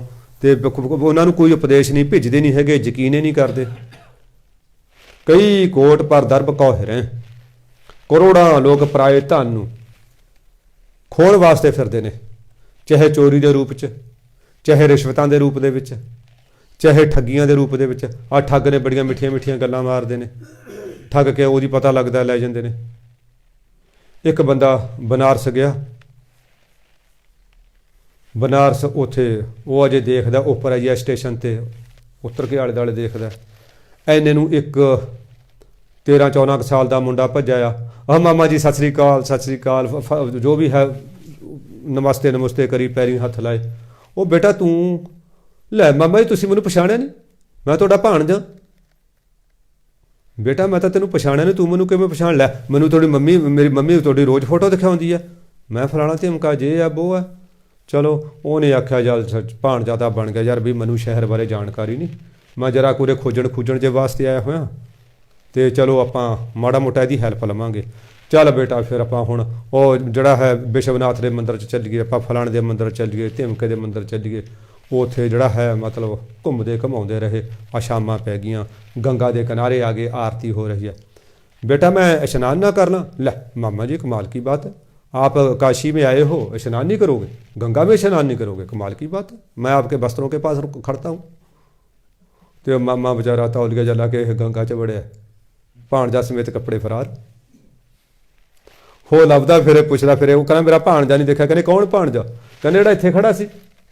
वो कहने उरे कौन खड़ा सी? कहना उही भाणजा जिहड़ा मैनूं सारे मंदिरां दी सैर करा के लिआया। हुण ना भाणजे दा नाम पता, ना भाणजे दा ओह पता, भाणजा कुछ भी नहीं छड्डिया, ਉਹਦਾ ਕੱਲਾ ਤੌਲੀਆ ਜਾਂ ਬਸ ਪਾਇਆ ਹੋਇਆ ਸੜਿਆ ਜਾ ਲੱਕ ਤੇ ਉਹ ਲੈ ਕੇ ਪਾਰ ਗਿਆ। ਹੁਣ ਐਸਾ ਹੁੰਦਾ ਹੈ ਪਰ ਦਰਬ ਹਿਰਨਾ, ਠੱਗੀਆਂ ਮਾਰਨੀਆਂ, ਮਿੱਠੇ ਬਣਨਾ, ਰਿਸ਼ਤੇਦਾਰ ਬਣ ਜਾਣਾ। ਆਪਣੇ ਘਰਾਂ 'ਚ ਵੀ ਆਉਂਦੇ ਨੇ, ਲਓ ਭੈਣ ਜੀ ਮੈਂ ਤੁਹਾਡਾ ਸੋਨਾ ਚਮਕਾ ਦਿੰਦਾ, ਮੈਂ ਤੁਹਾਡਾ ਇਹ ਕਰ ਦਿੰਦਾ। ਉਹਦੀ ਪਤਾ ਲੱਗਦਾ तो हाँ कोई मैं मंत्र पढ़ के थोड़ा सोना दुगना कर देना। हमेशा लालची बंदा ठग्या जाता है। चोरी तो किसी भी हो सकती है, बिना लालची दे भी हो सकती है, पर ਜਿਹੜੇ ठगे जाते हैं वो हमेशा लालच, जिन्होंने लालच होंदा ना कि जी हाँ मैं लाटरी पाउण चलिया, मैनू इन्ने पैसे आ जाणगे। किन्ने किन्ने साल लाटरियां पाई जाते हैं, घर उजाड़ देंदे ने, जुआ खेडते हैं लोग, सट्टा लाउंदे ने। लालच उन्होंने सबर नहीं होंदा कि जो सानू परमात्मा ने दिता है साडे लई उही काफ़ी है। वो सैटिस्फाई नहीं होंदे हैगे, उन्होंने लगता कि साडे कोले होर रुपया पैसा होवे, होर रुपया पैसा होवे। सिकंदर आ रहा है हिंदुस्तान नूं जितण वास्ते, अटक दरिया के बरेते ते बोहड़ के दरख्त हेठां एक साधु पिया, वो ना उठ्या ना खड़ा होया, तो उन्होंने सिकंदर की कुदरती निगाह पै गई। उन्हें अपने अहलकारां नूं कहा कहना वो गुस्ताख मनुख पिया, उन्होंने फड़ के लेके आओ। वो खड़े ही नहीं होया मेरे सत्कार दे विच, मैं एडा वड्डा राजा। वो चलो फड़ के ले आए, तो चक ले जबरदस्ती, अगलियां कोल ताकत सी। तो उन्होंने कहा गुस्ताख मनुख तू मैनू देख के खड़ा नहीं होया। वो कहना बई जनाब मैनू पता नहीं लग्या, मैं किसी आपदे आनंद च सी, ते तुसीं ऐ दसो तुसीं चले कित्थे हो। वो कहना मैं हिंदुस्तान नूं जितण चलिया। महाराज जित के की करोगे फिर, क्योंकि साधु तो बेपरवाह होंदे ने। एक हुंदा शब्द लापरवाह, एक हुंदा बेपरवाह। लापरवाह तो हुंदा केयरलैस, बेपरवाह हुंदा जिहड़ा है केयर फ्री। वो अपनी ड्यूटी करते हैं, किसी सिट्टे का परवाह नहीं करते। उन्हें बेपरवाह महात्मा रब नाल जुड़िया होया। वो कहना तू चलिया कित्थे है, कहना मैं हिंदुस्तान नूं जितण चलिया। कहना जनाब जित के की करोगे, कहना फिर मैं अगला देश जित लूँगा। अच्छा फिर महाराज उस नूं जित की करूँगा, मैं उदू अगला जित लूँगा, फिर मैं अगला जित लूँ, फिर मैं अगला जित लूँ। कहने फिर कहने मैं पूरी दुनिया नूं जित लूँ। कहने फिर की करेंगा, कहना मैं आराम करूँगा। वो कहना बेवकूफा, मैं तो तू लगता सी तू राजा, तू तो बेवकूफ है। आ कहना मेरे नाल पै, आपां करदे आं आराम। मौज नाल इत्थे प्रसादा आऊगा, मौज नाल नहावांगे धोवांगे, होर की करना। सिकंदर मूँह वल देखे भी हैं यार गल तो बड़ी पा। कहना आरामे करना। कहना तू इन्ने लोगों नूं कतल करके, इन्ने लोगों नूं मार के तू आराम किवें कर लेंगा, उन्हां दीयां रूहां तैनूं सौण देणगीਆਂ। साध संगत जी चलो आपां इत्थे गल करदे चंगे नहीं लगदे। जिन्हां लोकां ने तरक्कीआं दे लालच च, रुपये पैसे दे लालच च पाप कीते ने, उन्हां दीयां वारतावां अखबारां दे राहीं भले पुरुषां दे राहीं सुणन नूं मिलदियां ने। बिना शराब तो नींद नहीं आउंदी, बिना नशे तो नींद नहीं आउंदी। भटकदे ने, रिटायर भी हो गए, पर जिहड़े पाप ने वो पाप उन्हां नूं चैन दी जिंदगी नहीं जीण दे रहे। रुपया पैसा बेशक वाधूगा पर नहीं जीण दे रहे। पापी के मारने को पाप महाबली है।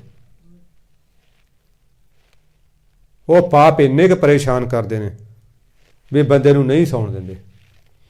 गरीब नवाज कहने करोड़ां बंदे वो ने ਜਿਹੜੇ पराए धन रुपये पैसे नूं प्राप्त करने का यत्न कर रहे हैं। कई कोट पर दुखना करें, कई करोड़ लोग दूजे नूं दुखी करते हैं। मैं आम करके देखा हरेक परिवार दे विच एक नादा जी ना कलेशी जा हुंदा, चाहे कोई भैन होवे, चाहे भरा होवे, जां कोई बेबे बापू होवे, जां कोई धी पुत्त होवे। वो ना तो आप टिकदा, वो ना दूजे नूं टिकण दिंदा। उन्हें कलेश जा करी जाना, आ कद्दू क्यों बना लिया अज घरें, आ जा फलाना क्यों बना लिया, आ मैनू कपड़े लिआंदे ने, मैं तो फलानी कंपनी दे लिआउणे सी। माँ बाप बेचारे वधिया तो वधिया लिआउण दा यतन करदे ने, वो जवाकां दे नक हेठे नहीं आउंदा। उन्होंने मतलब सेह दा तकड़ा गड्डी ही रखना, दुखी करी वो जाना। उन्होंने जिथे जाना दुखी करी जाना। आ बसां च हालांकि घंटे अद्धे घंटे का संयोग हुंदा मिलने, वो बसां च ही लड़ी जांदे ने लोग। परां हो के बैठ भाई, इधर हो जा, अपने भार खड़। आप तो दुखी, आप तो डिस्टर्ब हैगे, क्योंकि उन्होंने अपना आला दुआला भी डिस्टर्ब करना हुंदा। शांति भरिया मनुख जिथे आप शांत हुंदा, वो दूजे की ਵਧੀਕੀ नूं जर लैंदा, वो दूजे दे उस नूं जर लैंदा, तो दूसरे देख भी लैंदा कि ये बंदा जान के मस्तिया होया कर रहा है जां मतलब ਇਹਦੀ मजबूरी है कोई। एक तो हुण भीड़े इन्नी भार पै रहा, एक जान के मस्तिया होया कर रहा, वो फिर उस तक कोई गल हो जाती है। नहीं मैं आम देखा ऊँ ही लड़ी जाते हैं लोग। एक बारी मैनू उधरों आ रहा, मैं यूपी साइड तो ट्रेन च आ जी हरिद्वार एक्सप्रैस है, तो मैं तो बापू जी से असीं बैठे आराम नाल, हेठां लेडी जी बैठियां ने बठिंडे दियां, ਉਹ ਕੋਈ ਇੱਕ ਕੁੜੀ ਉੱਤੇ ਬੈਠੀ ਆ, ਉਹ ਬੀਬੀ ਪੈ ਗਈ, ਕੀ ਝਾਕਦੀਆਂ ਤੂੰ ਸਾਡੇ ਵੱਲ। ਉਹ ਕੁੜੀ ਦੇ ਐਸਾ ਗਲ ਪਈ, ਉਹ ਮੇਰਾ ਖਿਆਲ ਵੀ ਉਹਦੀ ਇੰਨੀ ਗੰਦੀ ਲੈਂਗੁਏਜ। ਅਸੀਂ ਆਖਿਆ ਵੀ ਮਾਤਾ ਭੈਣ ਤੂੰ ਮਤਲਬ ਆ ਤਾਂ ਨਾ ਕੋਈ ਪਰਵਾਹ ਨਾ ਕਰੇ, ਉਹ ਇੰਨਾ ਗੰਦ ਵੱਡਿਆਂ ਨੇ ਕਮਾਲ ਕਰਤਾ। ਉਹ ਕੁੜੀਆਂ ਦੇਖ ਰਹੀ ਆ, ਫਿਰ ਕੀ ਹੋ ਗਿਆ, ਕੀ ਅੱਖਾਂ ਪਾੜ ਪਾੜ ਦੇਖ ਰਹੀਆਂ, ਕੁੜੀਓ ਦੇਖ ਰਹੀ ਆ ਤੇਰੇ ਵੱਲ। ਪਤਾ ਨਹੀਂ ਜਿਵੇਂ ਪ੍ਰੇਤ ਹੁੰਦੇ ਨੇ ਨਾ, ਉਹ ਆਪ ਵੀ ਡਿਸਟਰਬ ਰਹਿੰਦੇ ਨੇ ਅਤੇ ਦੂਜਿਆਂ ਨੂੰ ਵੀ ਟਿਕਣ ਨਹੀਂ ਦਿੰਦੇ। ਕਈ ਲੋਕ ਇੱਦਾਂ ਦੀ ਪ੍ਰੇਤ ਸ਼੍ਰੇਣੀ ਦੇ ਹੁੰਦੇ ਨੇ ਉਹ। ਚਲੋ ਖੈਰ, ਕਹਿੰਦੇ ਪਰ ਦੂਜਿਆਂ ਨੂੰ ਦੁੱਖ ਹੀ ਦੇਈ ਜਾਂਦੇ ਨੇ। ਕਈ ਕੋਟ ਮਾਇਆ ਸ਼ਰਮ ਮਾਹੇ, ਕਈ ਲੋਕ ਮਾਇਆ ਕਮਾਉਣ ਵਾਸਤੇ ਮਿਹਨਤਾਂ ਕਰਦੇ ਨੇ, ਦਿਨ ਰਾਤ ਲੱਗੇ ਰਹਿੰਦੇ ਨੇ, ਓਵਰ ਟਾਈਮ ਲਾਉਂਦੇ ਨੇ, 24 ਘੰਟੇ ਦੋ ਵਿੱਚੋਂ 18 ਘੰਟੇ ਕੰਮ ਕਰਦੇ ਨੇ, 6 ਘੰਟੇ ਮਸਾਂ ਸੌਂਦੇ ਨੇ, ਔਰ ਰੋਟੀ ਵੀ ਆਉਂਦੇ ਜਾਂਦੇ ਕਾਰਾਂ 'ਚ ਖਾਂਦੇ ਨੇ, ਅਤੇ ਬਸ ਫਿਰ ਆਉਂਦੀ ਸੌਂ ਕੇ ਡਿੱਗ ਪਏ। ਕੋਈ ਆ ਬਰਗਰ ਪੀਜੇ ਬਸ ਲਿਆ, ਮਾੜਾ ਮੋਟਾ ਬਰੈਡ ਰਾਹ 'ਚ ਖਾ ਲਿਆ ਅਤੇ ਬਸ ਸੌਂ ਗਏ। ਮਾਇਆ ਵਾਸਤੇ ਜਿਹੜਾ ਹੈ ਇੰਨੀ ਮਿਹਨਤ ਕਰਦੇ ਨੇ। ਕਈ ਕੋਟ ਪਰਦੇਸ ਪਰਮਾਹੇ, ਕਈ ਲੋਕ ਮਾਇਆ ਪਿੱਛੇ ਕਹਿ ਲਓ ਆਪਣੇ ਜਿਹੜਾ ਹੈ ਪ੍ਰਤਿਸ਼ਠਾ ਵਾਸਤੇ ਪਰਦੇਸਾਂ ਦੇ ਵਿੱਚ ਘੁੰਮਦੇ ਨੇ। ਦੇਸਾਂ ਪ੍ਰਦੇਸਾਂ 'ਚ ਆਪਣਾ ਘਰ-ਬਾਰ ਛੱਡ ਕੇ, ਆਪਣਾ ਪਰਿਵਾਰ ਛੱਡ ਕੇ ਫਿਰਦੇ ਨੇ। ਹੁਣ ਗਰੀਬ ਨਵਾਜ ਕਹਿੰਦੇ, ਹੇ ਪ੍ਰਮਾਤਮਾ ਜਿਤ ਜਿਤ ਲਾਵੋ ਤਿਤ ਤਿਤ ਲਗਣਾ, ਨਾਨਕ ਕਰਤੇ ਕੀ ਜਾਣੈ ਕਰਤਾ ਰਚਨਾ। ਹੇ ਪ੍ਰਮਾਤਮਾ ਜਿਹਨੂੰ ਤੂੰ ਜਿੱਥੇ ਜਿੱਥੇ ਲਾਇਆ ਹੋਇਆ, ਜੀਵ ਉੱਥੇ ਉੱਥੇ ਲੱਗਦੇ ਨੇ। ਸਾਧ ਸੰਗਤ ਜੀ, ਜੇ ਆਪਾਂ ਦੀਰਘ ਅਧਿਐਨ ਕਰੀਏ, ਜਿਹਨੂੰ ਆਪਾਂ ਕਹਿੰਦੇ ਹਾਂ ਵੀ ਡੀਪ ਅਨਾਲਿਸਿਸ ਕਰੀਏ, ਆਪਾਂ ਨੂੰ ਇੱਕੋ ਗੱਲ ਸਮਝ ਆਊਗੀ ਆਪਣੀ ਜ਼ਿੰਦਗੀ ਨੂੰ ਦੇਖਦੇ ਹਾਂ ਕਿ ਪਰਮਾਤਮਾ ਅਸੀਂ ਤਾਂ ਸਿਰਫ ਤੇਰੇ ਹੱਥ ਦੀ ਕਠਪੁਤਲੀਆਂ, ਜਿਵੇਂ ਤੂੰ ਨਚਾਉਣਾ ਅਸੀਂ ਉਸੇ ਤਰ੍ਹਾਂ ਹੀ ਨੱਚਦੇ ਹਾਂ। ਨਾ ਸਾਡੇ ਜੰਮਣਾ ਵਸ ਸੀ, ਜੇ ਸਾਡੇ ਜੰਮਣਾ ਵਸ 'ਚ ਹੁੰਦਾ ਨਾ, ਅਸੀਂ ਸਧਾਰਨ ਪਰਿਵਾਰਾਂ 'ਚ ਥੋੜ੍ਹਾ ਜੰਮਦੇ, ਅਜੇ ਤਾਂ ਫਿਰ ਵੱਡਿਆਂ ਬੰਦਿਆਂ ਦੇ ਜੰਮਦੇ, ਫਿਰ ਅਸੀਂ ਸੋਹਣੇ ਸੁਨੱਖੇ ਜੰਮਦੇ, ਗੋਰੇ ਚਿੱਟੇ ਜੰਮਦੇ, ਲੰਬੇ ਲੁੰਝੇ ਜੰਮਦੇ, ਤੰਦਰੁਸਤ ਜੰਮਦੇ। ਫਿਰ ਅਸੀਂ ਕੋਈ ਆ ਥੋੜ੍ਹਾ ਜਿਹਾ ਪੜ੍ਹ ਕੇ ਫਿਰਦਾ ਤਾਂ ਪਤਾ ਨਹੀਂ ਪੂਰੀਆਂ ਡਿਗਰੀਆਂ ਪਾਸ ਕਰਕੇ ਹਟਣਾ ਸੀ ਜੇ ਸਾਡੇ ਬਸ ਹੁੰਦਾ। ਫਿਰ ਅਸੀਂ ਕੋਈ ਛੋਟੀਆਂ ਮੋਟੀਆਂ ਨੌਕਰੀਆਂ ਥੋੜ੍ਹਾ ਪ੍ਰਾਪਤ ਕਰਨੀਆਂ ਸੀ, ਫਿਰ ਤਾਂ ਅਸੀਂ ਸਾਰੇ PCS IAS ਹੁੰਦੇ ਸਾਰੇ, ਜੇ ਸਾਡੇ ਵੱਸ ਦੀ ਗੱਲ ਹੁੰਦੀ। ਜੇ ਸਾਡੇ ਵੱਸ ਹੋਵੇ ਇਸ ਤਾਂ ਕਦੇ ਬਿਮਾਰੀ ਨਾ ਹੋਈਏ, ਅਸੀਂ ਤਾਂ ਆਪਦੇ ਕਦੇ ਮੁਕੱਦਮਾ ਹੀ ਨਾ ਪੈਣ ਦੇਈਏ। ਕਿੰਨੇ ਵਾਰੀ ਪਰਤਿਆ ਕੇ ਦੇਖਿਆ, ਲੈ ਵੀ ਅੱਜ ਹੈਗਾ ਤਿਉਹਾਰ ਦਾ ਦਿਨ, ਅੱਜ ਘਰੇ ਨਾ ਸ਼ਾਂਤੀ ਭੰਗ ਨਹੀਂ ਹੋਣ ਦੇਣੀ। ਕਈ ਵਾਰੀ ਜਿਹੜਾ ਤੁਹਾਡਾ ਚੰਗਾ ਕੰਮ ਵੀ ਹੈ ਨਾ, ਉਹ ਵੀ ਵਿਸਫੋਟ ਬਣ ਜਾਂਦਾ। ਤੁਸੀਂ ਕਰਿਆ ਕੋਈ ਚੰਗਾ ਕੰਮ, ਉਹ ਕੁਛ ਜਾਂ ਤਾਂ ਉਹ ਗੜਬੜ ਹੋ ਗਿਆ, ਜਾਂ ਦੂਜੇ ਪਰਿਵਾਰ ਨੂੰ ਦੇਖਣ ਵਾਲੇ ਨੂੰ ਉਹ ਗਲਤ ਭਾਵਨਾ ਲੈ ਗਏ, ਅਤੇ ਬਸ ਉਹ ਫਿਰ ਮਹਾਭਾਰਤ ਸ਼ੁਰੂ ਹੋ ਜਾਂਦਾ। ਕਈ ਵਾਰੀ ਘਰੇ ਸਾਡੇ ਤਾਂ ਉਹ ਵੀ ਬਸ 'ਚ ਨਹੀਂ ਕਿ ਅਸੀਂ ਸ਼ਾਂਤੀ ਰੱਖ ਸਕੀਏ। ਜੇ ਪਰਮਾਤਮਾ ਚਾਹੇ ਤਾਂ ਇਹ ਸ਼ਾਂਤੀ ਰਹਿੰਦੀ ਹੈ, ਨਹੀਂ ਸ਼ਾਂਤੀ ਨਹੀਂ ਰਹਿੰਦੀ। ਲੱਖਾਂ ਯਤਨ ਕਰਨ ਦੇ ਬਾਵਜੂਦ ਵੀ, ਹੈ ਨਾ। ਅਤੇ ਮਹਾਰਾਜ ਜੀ ਇਹੀ ਕਹਿ ਰਹੇ ਨੇ, ਕਹਿ ਰਹੇ, ਹੇ ਪਰਮਾਤਮਾ ਜਿਹਨੂੰ ਜਿੱਥੇ ਜਿੱਥੇ ਤੂੰ ਲਾਉਣਾ। ਸਾਧ ਸੰਗਤ ਜੀ, ਇਹ ਨਹੀਂ ਕਿ ਕਿੱਥੇ ਕਿੱਥੇ ਲਾਉਣਾ, ਉਹ ਵੀ ਨਾ ਬੜਾ ਤਕੜਾ ਕਾਰੀਗਰ ਹੈ ਪਰਮਾਤਮਾ ਵੀ।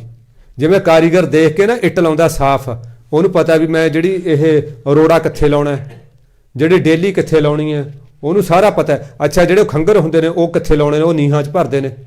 ਹੁਣ ਖੰਗਰਾਂ ਨਾਲ ਹਵੇਲੀਆਂ ਨਹੀਂ ਪਾਉਂਦੇ ਉਹ ਵੀ ਸਾਨੂੰ ਦੇਖਦਾ ਇਹ ਕਿਹੜਾ ਬੰਦਾ ਕਿੱਥੇ ਫਿੱਟ ਹੈ, ਇਹ ਮਿਲਟਰੀ 'ਚ ਫਿੱਟ ਹੈ, ਇਹ ਪੁਲਿਸ 'ਚ ਫਿੱਟ ਹੈ, ਇਹ ਦੁਕਾਨਦਾਰੀ ਦੇ ਫਿੱਟ ਹੈ, ਇਹ ਖੇਤੀਬਾੜੀ ਦੇ ਫਿੱਟ ਹੈ, ਇਹ ਸਿਰਫ ਇਕੱਲਾ ਗੱਲਾਂ ਬਾਤਾਂ ਮਾਰਨ ਦੇ ਫਿੱਟ ਹੈ। ਫਿਰ ਮੇਰੇ ਵਰਗੇ ਨੂੰ ਲੈ ਵੀ ਮਿੱਤਰਾ ਤੂੰ ਹੁਣ ਬੋਲੀ ਜਾ, ਖਾਈ ਜਾ ਸਿਰ ਲੋਕਾਂ ਦਾ।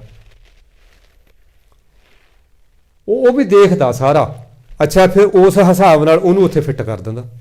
ਹਾਂ ਵੀ ਤੂੰ ਹੁਣ ਭਾਈ ਬੀਬੀ ਬਣਨ ਦੇ ਯੋਗ ਹੈ, ਤੂੰ ਭਾਈ ਬਣਨ ਦੇ ਯੋਗ ਹੈ, ਤੂੰ ਸੂਰਮਾ ਬਣਨ ਦੇ ਯੋਗ ਹੈ, ਤੂੰ ਡਰਪੋਕ ਬਣਨ ਦੇ ਯੋਗ ਹੈ। ਉਹਨੂੰ ਜਿੱਥੇ ਹੈ ਉੱਥੇ ਲਾ ਆਉਂਦਾ। ਨਾਨਕ ਕਰਤੇ ਕੀ ਜਾਣੈ ਕਰਤਾ ਰਚਨਾ। ਹੇ ਨਾਨਕ, ਉਸ ਕਰਨਹਾਰ ਪਰਮਾਤਮਾ ਦੀ ਰਚਨਾ ਬਾਰੇ ਪਰਮਾਤਮਾ ਹੀ ਜਾਣਦਾ, ਅਸੀਂ ਨਹੀਂ ਜਾਣ ਸਕਦੇ। ਉਹਦੀ ਰਚਨਾ ਕਿੰਨੀਆਂ ਸਾਧ ਸੰਗਤ ਜੀ। ਕਈ ਵਾਰੀ ਦੇਖਦੇ ਹਾਂ ਕਈ ਵਾਰੀ ਨਾ ਆਪਾਂ ਲਾਨ 'ਚ ਜਾਈਦਾ, ਉਹ ਦੇਖੀਦਾ ਯਾਰ ਅੱਛਾ ਇਹੋ ਜਿਹੇ ਕੀੜੇ ਵੀ ਹੁੰਦੇ ਨੇ, ਪੱਤਿਆਂ ਵਰਗੇ ਕੀੜੇ, ਪਤਾ ਨਹੀਂ ਲੱਗਦਾ ਪੱਤਾ ਕਿ ਕੀ ਆ, ਉਹਦੇ ਹੱਥ ਲਾਓ ਉਹ ਤੁਰ ਪਿਆ। ਹਾਂ, ਛੋਟੇ ਹੁੰਦੇ ਨਾ ਮਲਿਆਂ ਦੇ ਬੇਰ ਖਾਂਦੇ ਹੁੰਦੇ ਸੀ, ਬੇਰੀਆਂ ਤੇ ਬੇਰ ਖਾਂਦੇ ਸੀ, ਉਹ ਲੱਗਣਾ ਵੀ ਇਹ ਪੱਤਾ ਜਾ, ਉਹਦੇ ਮਾੜਾ ਕਿਤੇ ਹੱਥ ਲੱਗਿਆ ਉਹ ਆਰਾਮ ਨਾਲ ਤੁਰ ਰਿਹਾ ਹੈ। ਯਾਰ ਇਹ ਅਸੀਂ ਤਾਂ ਪੱਤਾ ਸਮਝ ਰਹੇ ਸੀ, ਉਹ ਤੁਰ ਰਿਹਾ। ਪੰਛੀ ਕਈ ਕਮਾਲ ਦੀ ਗੱਲ ਹੈ, ਇਹੋ ਜਿਹੇ ਪੰਛੀ ਇੰਨੇ ਸੋਹਣੇ ਸੁਨੱਖੇ ਪੰਛੀ। ਆ ਚਿੜੀਆ ਘਰ 'ਚ ਜਾਂਦੇ ਹਾਂ, ਕਮਾਲ ਹੈ ਪਰਮਾਤਮਾ, ਤੂੰ ਇੰਨਾ ਸੁਨੱਖਾ ਹੈ, ਤੂੰ ਇੰਨੇ ਸੋਹਣੇ ਪੰਛੀ ਬਣਾਏ ਨੇ, ਇੰਨੇ ਸੋਹਣੇ, ਇੰਨੇ ਚਲਾਕ, ਇੰਨੇ ਸਿਆਣੇ।